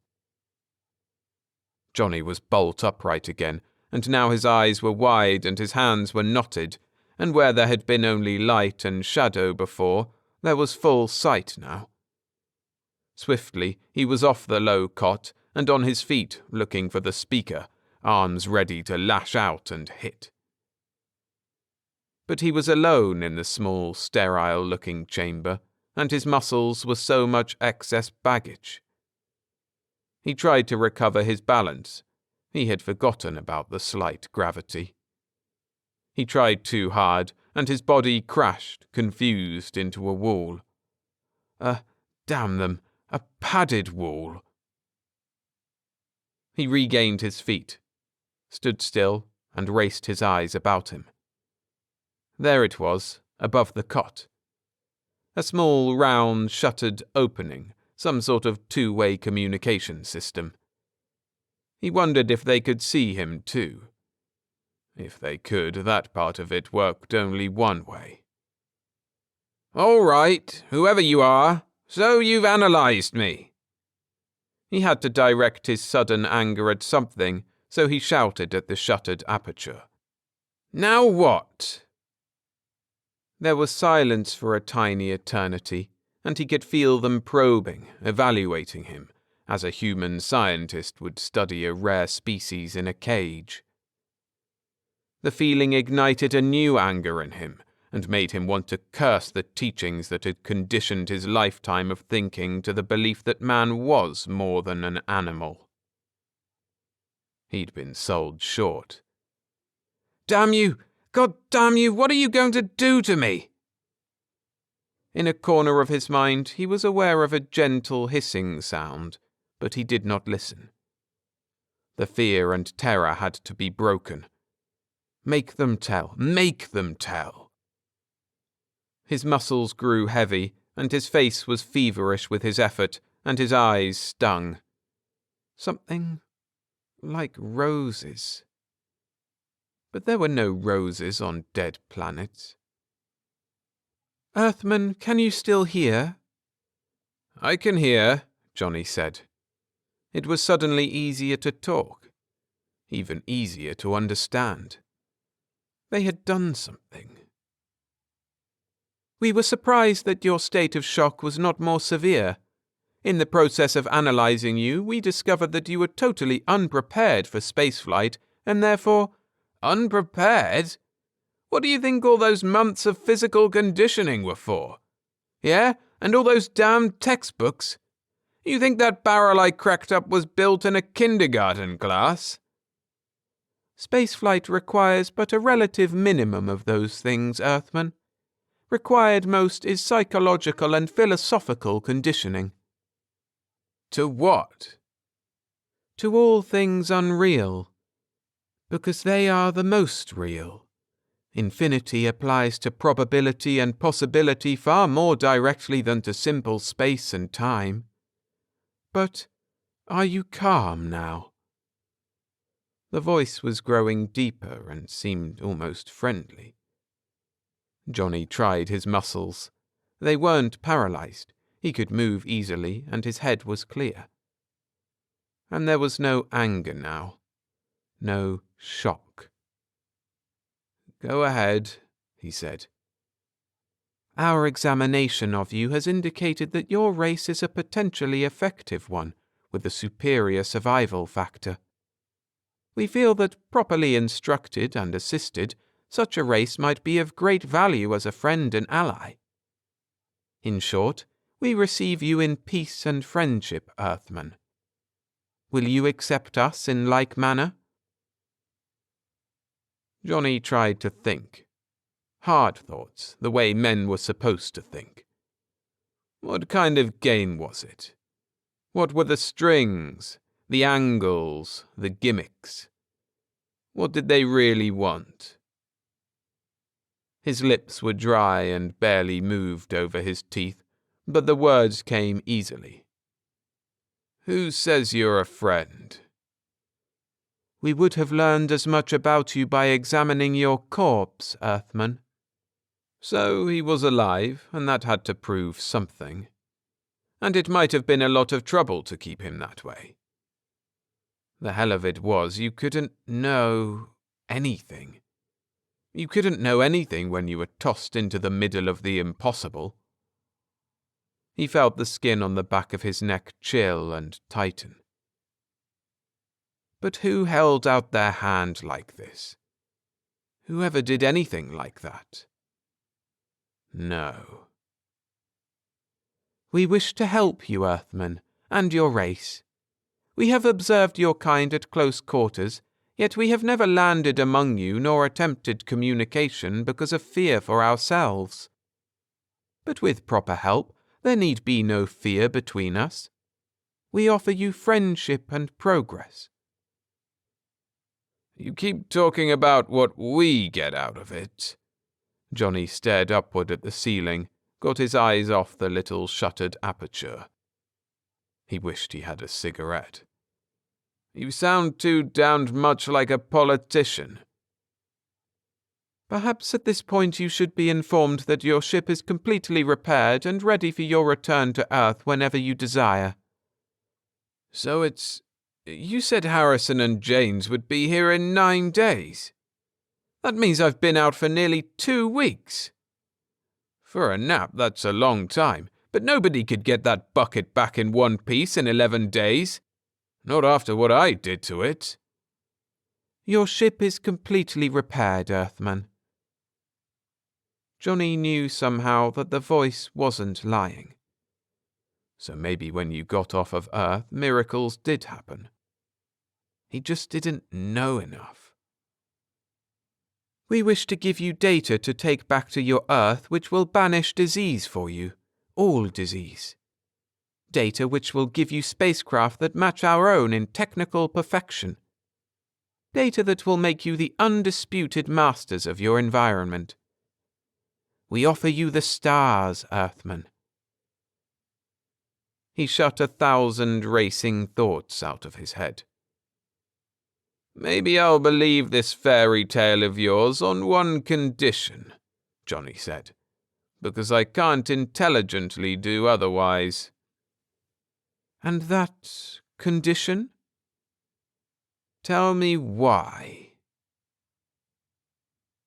There was a pause, and it was as though something forever unknowable to men hung in the silence. Picture, if you can, Earthman, the answer came at last. Several small islands in the centre of a great sea, all without life, save 2. The men on one have learned to build boats which can successfully sail the sea within certain limits. They can visit the other islands, but are too frail and too limited in power to venture past the horizon. It is infinitely frustrating to them. The only places to which they may go are dead places. Save for one, only one, and it becomes magnified in importance. It becomes an entire raison d'etre in itself. For without it, the men with the boats sail uselessly. We are old, Earthman. We have watched you, waited for you for a long time. And now you have grown up. You have burst your tiny bubble of human experience. You have set out upon the sea yourselves. You guys should give graduation talks. I didn't ask for a scaled-down philosophy. You tell me that you want to give us every trick in your hat, for free, no questions asked. So I asked why, and the question isn't changing any. The answer should be self-evident, Earthman. We are old, and we are lonely. There was a logic at work somewhere in his brain, even during the dream. It told him that he was exhausted from the day's tour with the childlike men of Mars, and that the dream was only the vagaries of a reeling, tired mind of a badly jarred subconscious. It told him that the things he had seen had been too alien for his relatively inflexible adult Earth mind to accept without painful reaction, and this was the reaction. This, the dream. That was all it was. His logic said so. Faith spread out before the undisciplined eye of his dreaming brain, and the near-conscious instant of logic faded. The fertile plains that once had been yellow desert land mounted golden fruit to a temperate sun, and beyond the distant green of gently rolling hills spread the resplendent city, and there were other cities as gracefully civilized beyond the untroubled horizon. And in the dream, these were all things men had done, as though sanity had invaded their minds overnight. It was the earth that men had intended, rather than that which they had built. The sun dimmed. The air chilled, and the grains and fruits wilted and the rolling hills were a darker hue than green as the shadow lengthened, spread to the gleaming cities beyond, and then, as it touched them and ran soundlessly the length and breadth of their wide malls, there were other changes. Skeletons, reaching upward to a puffy leaden sky. The horizon split into jagged, broken motes of dark flame, and Earth was no longer what men had built, but what they eternally feared they must one day create. Then Johnny Love was suddenly awake, bolt upright in his cot, and his eyes were open wide. His muscles were taut and cramped, and he was afraid, although the men of Mars had offered friendship and told him that there was nothing for him to fear. Slowly he lay down again, and gradually the cold perspiration that had encased him vanished, his body relaxed, and the fear subsided. The day's tour had been exhausting both mentally and physically, and there was the excitement of knowing that in 5 more days Harrison and Janes would land.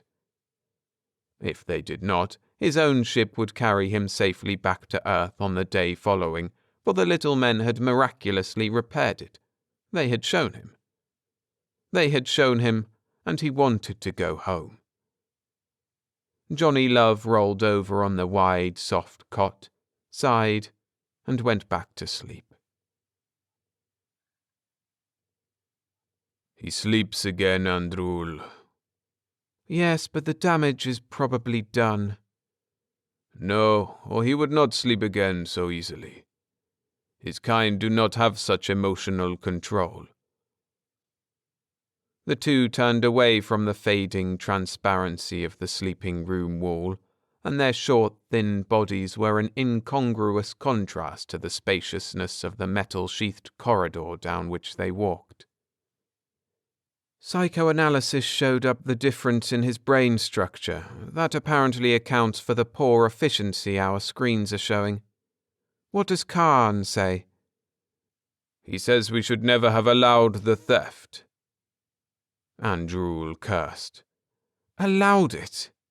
Those nomadic scum are like flies. No matter how many you exterminate, they never fail to come back in double their number.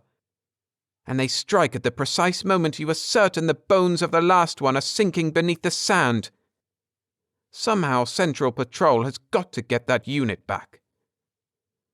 You're certain it was a theft, then? Don't be an idiot. Since when can those gypsies build anything more complex than a crude electrical generator, let alone a Psybeam unit? They've forgotten what little their civilization ever knew. They are clever enough at evading directed over-surface missiles. Andrul muttered something and lapsed into silence.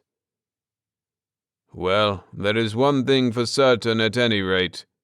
A Psybeam unit is unaccounted for, and despite our protective screening, the Earthman was visibly disturbed in his sleep. His encephalotapes show that clearly. They know about him, Andrul, and they're making their bid. Central Patrol had better be quick and certain this time. Andrul kept his silence. But he thought. He thought Central Patrol was getting less efficient and more stupid every day. It was a strange feeling, a feeling with which no human was emotionally equipped to deal. Johnny looked at his flawlessly renovated ship, poised like a snub-nosed bullet against the blue-black brittleness of the Martian sky, and then looked behind him at the crescent-shaped formation of tracked vehicles that had escorted him back across the sucking red sand to this place. With each heavy-booted step away from them, he closed the short distance between them and his ship, and there was not enough time to think about the feeling, or about the heavy sealed tube they had given him to take back to his people. Usually, when a man ventured beyond the bounds of familiar existence, there was conflict. Either a struggle to win, or immediately recognizable success, with no struggle or hint of conflict at all. But not this. Not this success that seemed, what was the word? Hostile? That was ridiculous. These people were friendly. But somehow, there was an empty ring. Hell, they had saved his life, rebuilt his ship, given him the tube that contained transcriptions in his own language of every scientific secret his people could ever hope to learn for themselves in the next 1,000 years. And they had even buried Ferris. Use the brains of a mature man, Johnny Love. You've pulled it off without even trying. The most stupendous thing any man in any age has ever pulled off, without even trying. For God's sake, don't question. Don't question things you don't understand. Take the credit and let the soul-searching go. He looked behind him again. They were still there. A special, smiling farewell escort, watching a single solitary figure cross a short expanse of sand to a towering, glistening thing of power. He raised a booted foot to the bottom fin step, hauled himself up by the stern mounting rungs, hammered the outer lock stud with his gloved fist, and the hatch swung open. Like a trap. He could feel the skin at the back of his neck tighten, but he forced himself to ignore it. The lock cycled up to 13 psi, and the inner port swung automatically inward, and then he was inside, clambering up the narrow ladder past the titanium alloy fuel tanks and the spidery catwalks between them to the tiny control room in the forehull. He would not be waiting for Harrison and Janes. He would get the hell out of here and then radio them and let them make all the decisions from there. Earth for him. Home. He ached for it. He strapped himself in the hammock, punched the warming studs for each engine, and there was a dull, muffled throb below him as each jumped into subdued life. The banks of dials that curved in front of him glowed softly, and he started an almost automatic blast-off check. It took 12 precious minutes. Then he was ready. Scanners on, heat up, ready. The Martian sky was like frozen ink above him, and his hands were wet inside his gloves, and there was a choking dryness in his throat. Now. And he could not move. There was a sudden awful nausea, and his head spun, and before his eyes there spread a bleeding earth, the sun dimmed, and fertile plains were cast in sudden shadow. The air chilled, the shadow spread, and there were skeletons reaching upward to a puffy leaden sky. And Earth was no longer what men had built. Then the horror in his head was gone, and he felt an awful pressure on each side of it. His hands. He had been pressing with insane strength at both sides of his skull, as if to crush it with his bare hands. His face was wet, and he was breathing, choking in strangling gulps. A scanner alarm clanged. He forced his eyes to focus on the center screen. Earthman, emergency! There has been a flaw discovered in the repair of your ship. Do not blast off. Do not... The other image caught him as his arm was in mid-flight toward the control bank. Sweet and warm, the fertile plains mounting their golden fruits to a mellowed sun, and beyond the distant, gently rolling hills spread the resplendent city, and there were other cities. But his arm kept going, its muscles loose, and it fell, heavily, squarely on the stud complex toward which its fist had been aimed a split second before. The engines roared, and the ship lurched upward from the red sand. The command flicked into the captain's brain like a lash of ice. Slaza! Converge! Sheaf! Converging, sir. It would be no use, of course. If the high brass had been content to rely on the beams rather than on their own subtlety in the first place, the Earthmen would never have fallen prey to the nomads, even for a second. But they had wanted to be as forthright as possible. Force, they said, would only arouse suspicion. Psi-beam units only as a last resort. The lowliest patrol lancer could have told them the folly of that. Hastily, Slaza issued orders to his battery crews tracking the ascending spaceship, their units already nearing overload potential. But the desert scum would see some real psi power now. They'd see it wasted completely if they saw it at all, because they'd outmaneuvered the brass again. Convergence impossible, sir. As he had expected. Colonel Trull, this is Captain Slaza. Target has passed critical planetary curvature. Convergence impossible. Standing by, sir.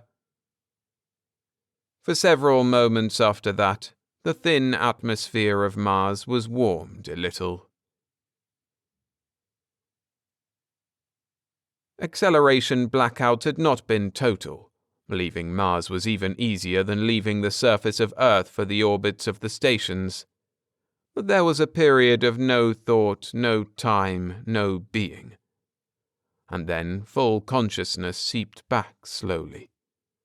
But not as it was supposed to. Johnny Love knew he had come to because he could see the banked instruments glowing palely before him, because he could realize from reading them that his ship was doing its job to perfection. Almost ready to complete the blast-off Ogie, and... Angrily he belted the scanner switches off, and the dull red sphere faded from the viewplates. And he could feel the sweat start again all over his body. No, the returning consciousness was all wrong. All wrong, and the image wouldn't go away. Red desert he had seen before, yet had not seen.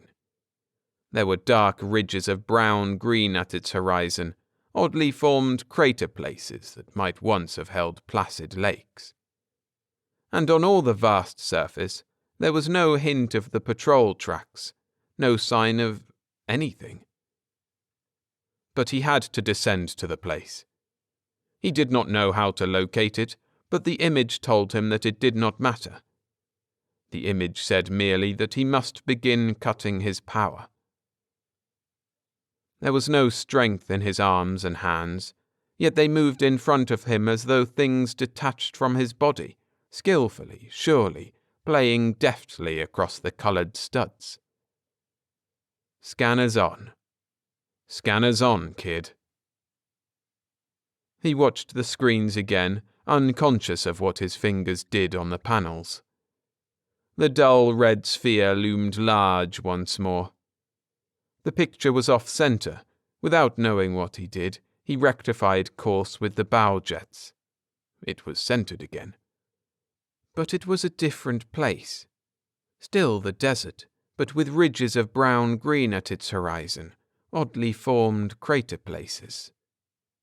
It was coming up fast now, faster, until the horizon was only a gentle arc against a thin span of blackness, and the rest was cold red.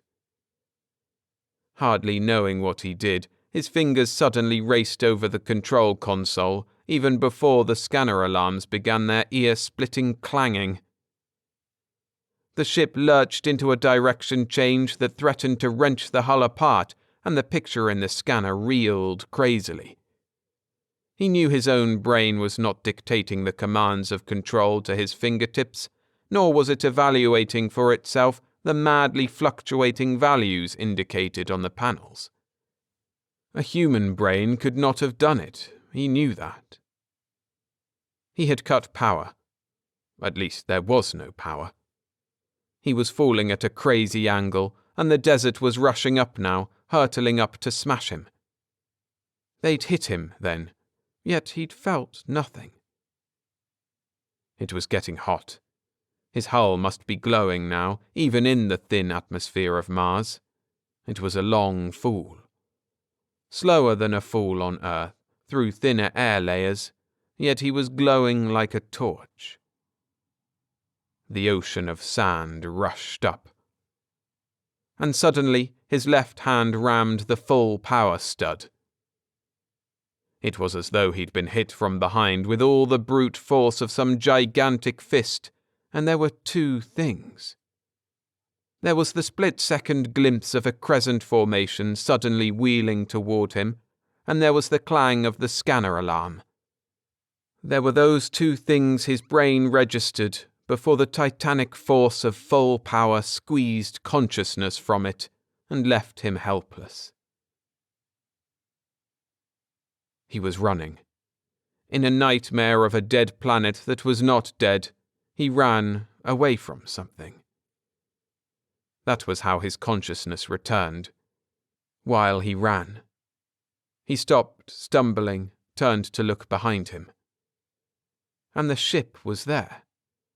Landed perfectly, stubby bullet nose pointing to the sky. And above it, "Run!" The command hit his brain with almost physical force. A will that was not his own took hold of his whole being, and he was running again, ploughing his way through the sucking sand with strength summoned from a well of energy within his body that had never been there before. Through the thin glassite walls of his helmet, he could hear the thunk, thunk, thunk of his boots as they pounded somewhere below him, and there was another pounding, a deadly rhythmic bursting pressure in his chest, and a whine in his ears. The wind-strewn sand stretched flat and infinitely before him. Then leaped at him headlong, and there was no horizon. There was only the sudden awful wrench of concussion, a tremor of pure sound which would, in denser atmosphere, have destroyed him with the inertia of his own body. He could not move, only cling to the shifting desert floor that rocked sickeningly beneath his outstretched body. Cling to it for dear life.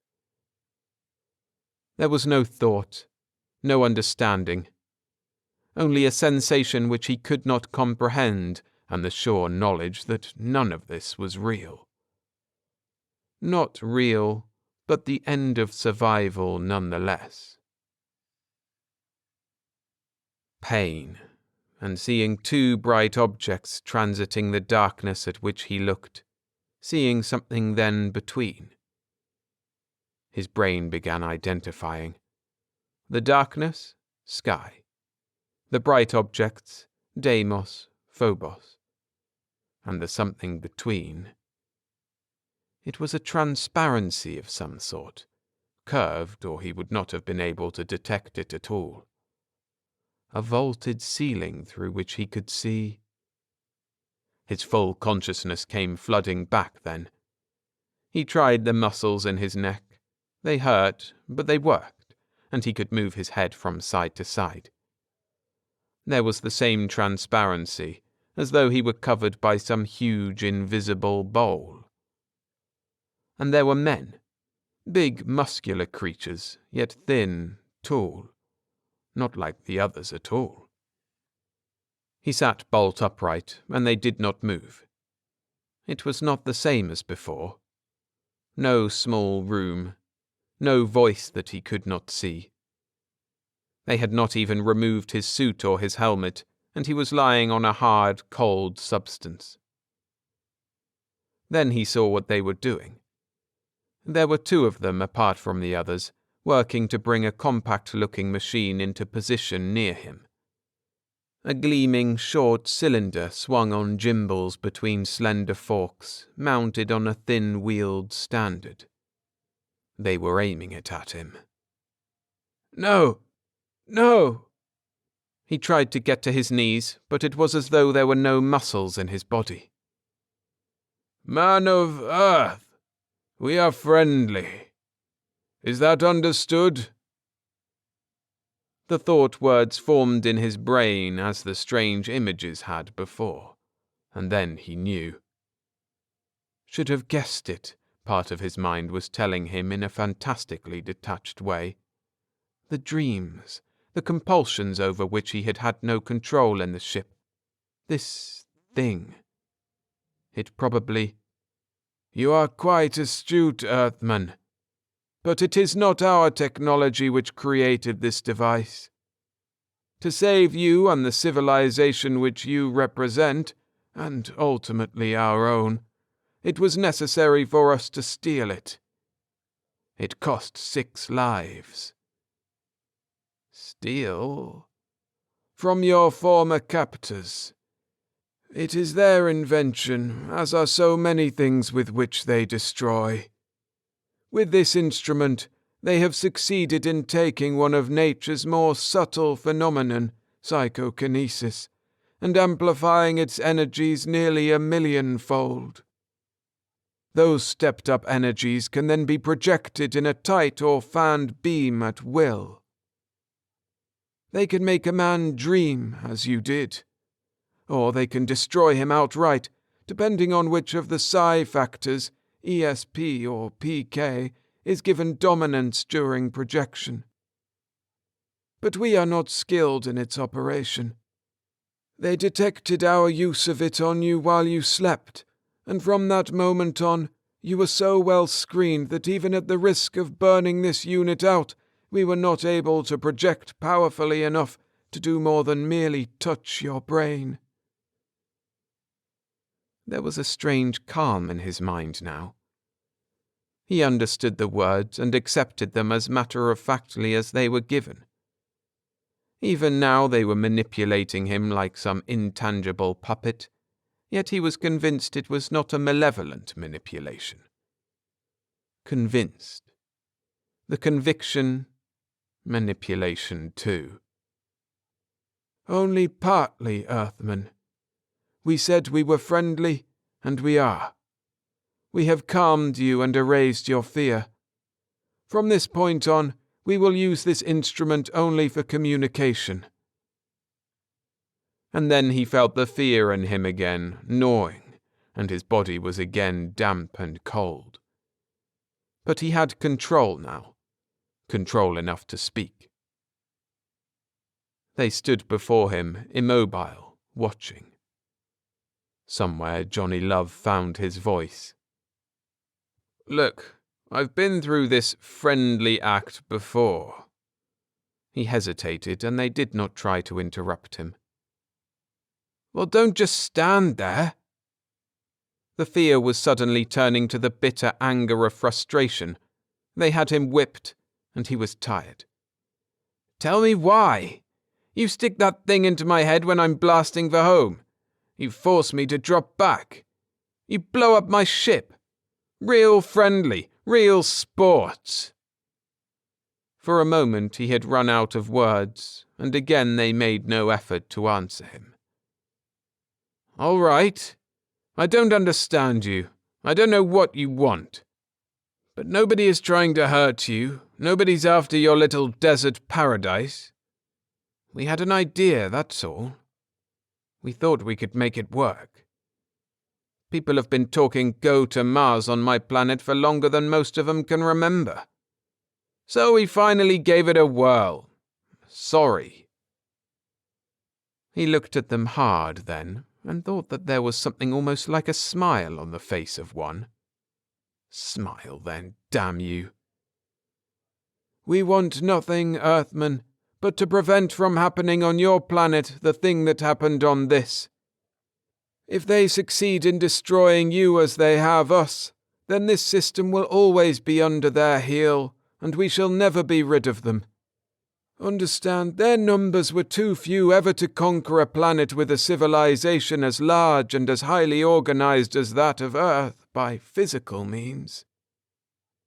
Knowing that, they call us gypsies, nomads, desert scum today, we were not too alarmed when they landed here 2 centuries ago. We were glad to take from them without paying a price. We were awed by their gifts, their papers and their books, which would show us how to rebuild our waning civilization, advance us 1,000 years in less than 50, restore to us our lost arts. And compared to you, We were so very few. In return, they said that all they wanted was permission to set up a research site. They told us they were a scientific expedition from far-out system. Aldebaran, they said. Part of a vast exploratory program which they had been conducting for centuries. We believed them. Why not? One day we thought we too will be in space. And with that day would begin one of the greatest projects of exploration that our race had ever known. So we agreed, and gladly. Hold it. They... Who the hell are they? You can spare the suspense. And then there was no more words. The pictures formed in his mind as before, only stronger now, and there were no details left out.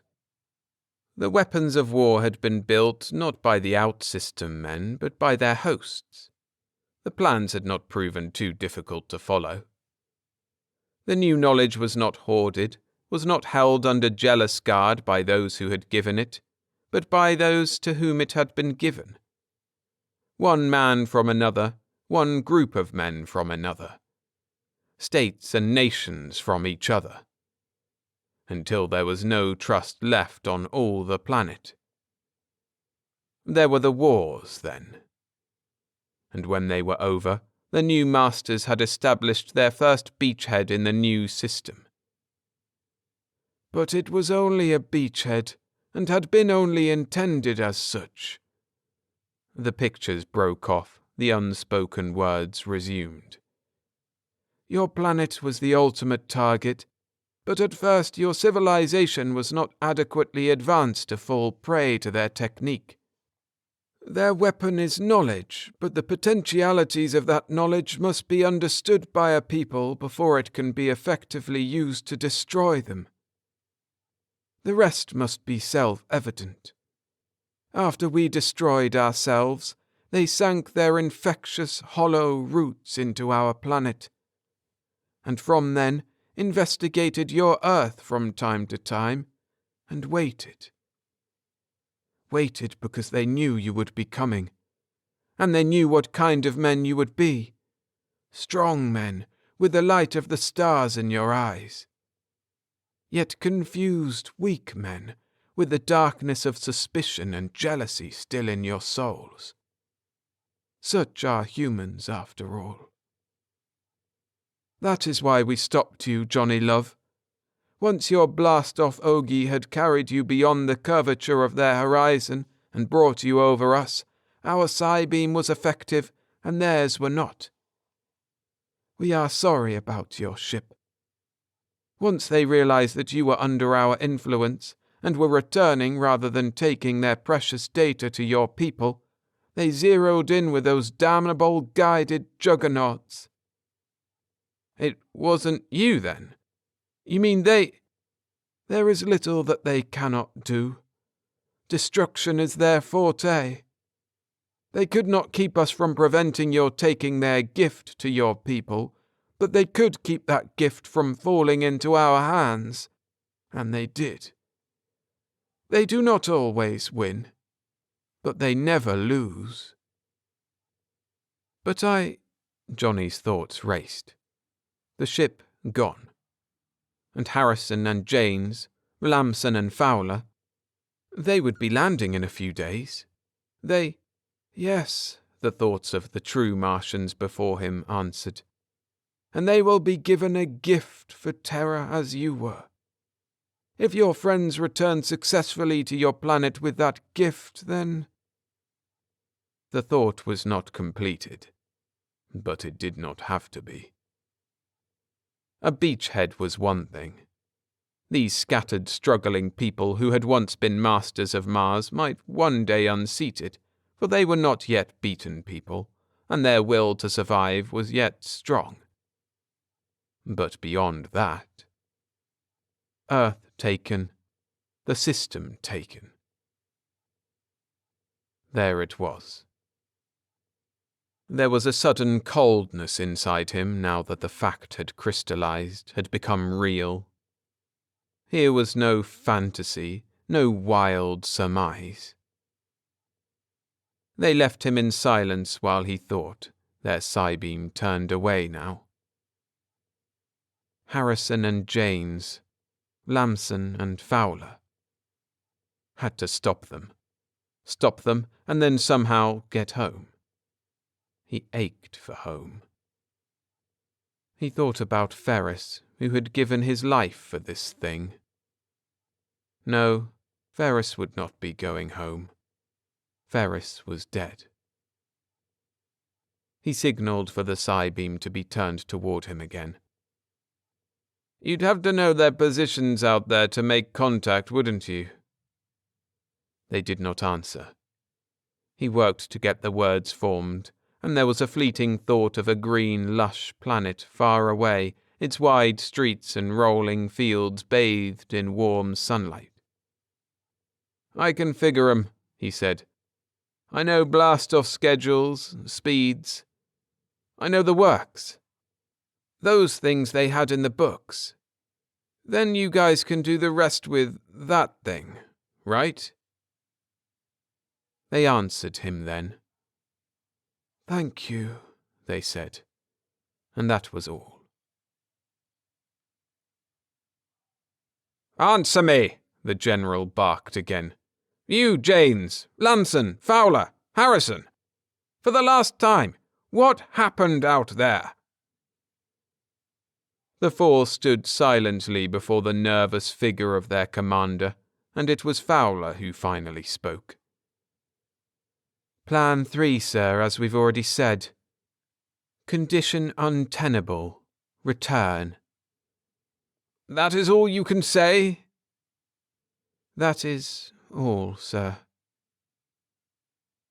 The general turned away. There was frustration and anger in his face, and it hid the fear beneath it like a mask. Plan 3. It would be Plan 3 for a long time yet. It was the thing he saw in the faces of the four men that told him that. There had been too many giant steps too fast. He had seen this thing in the faces of men before, but never so nakedly. One day, perhaps, men could think of Plan 1 again. One day, but not now. He turned back to the four and looked once more into their faces. Plan 3. Condition untenable. "Dismissed," the general said.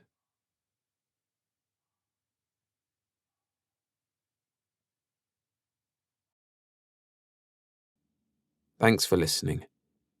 If you enjoyed these stories, there are dozens more compilations on this channel, grouped by author like this one, or theme. Head to the playlist section to find them, as well as hundreds of standalone stories. You can get exclusive short stories on Substack and full novels on Payhib.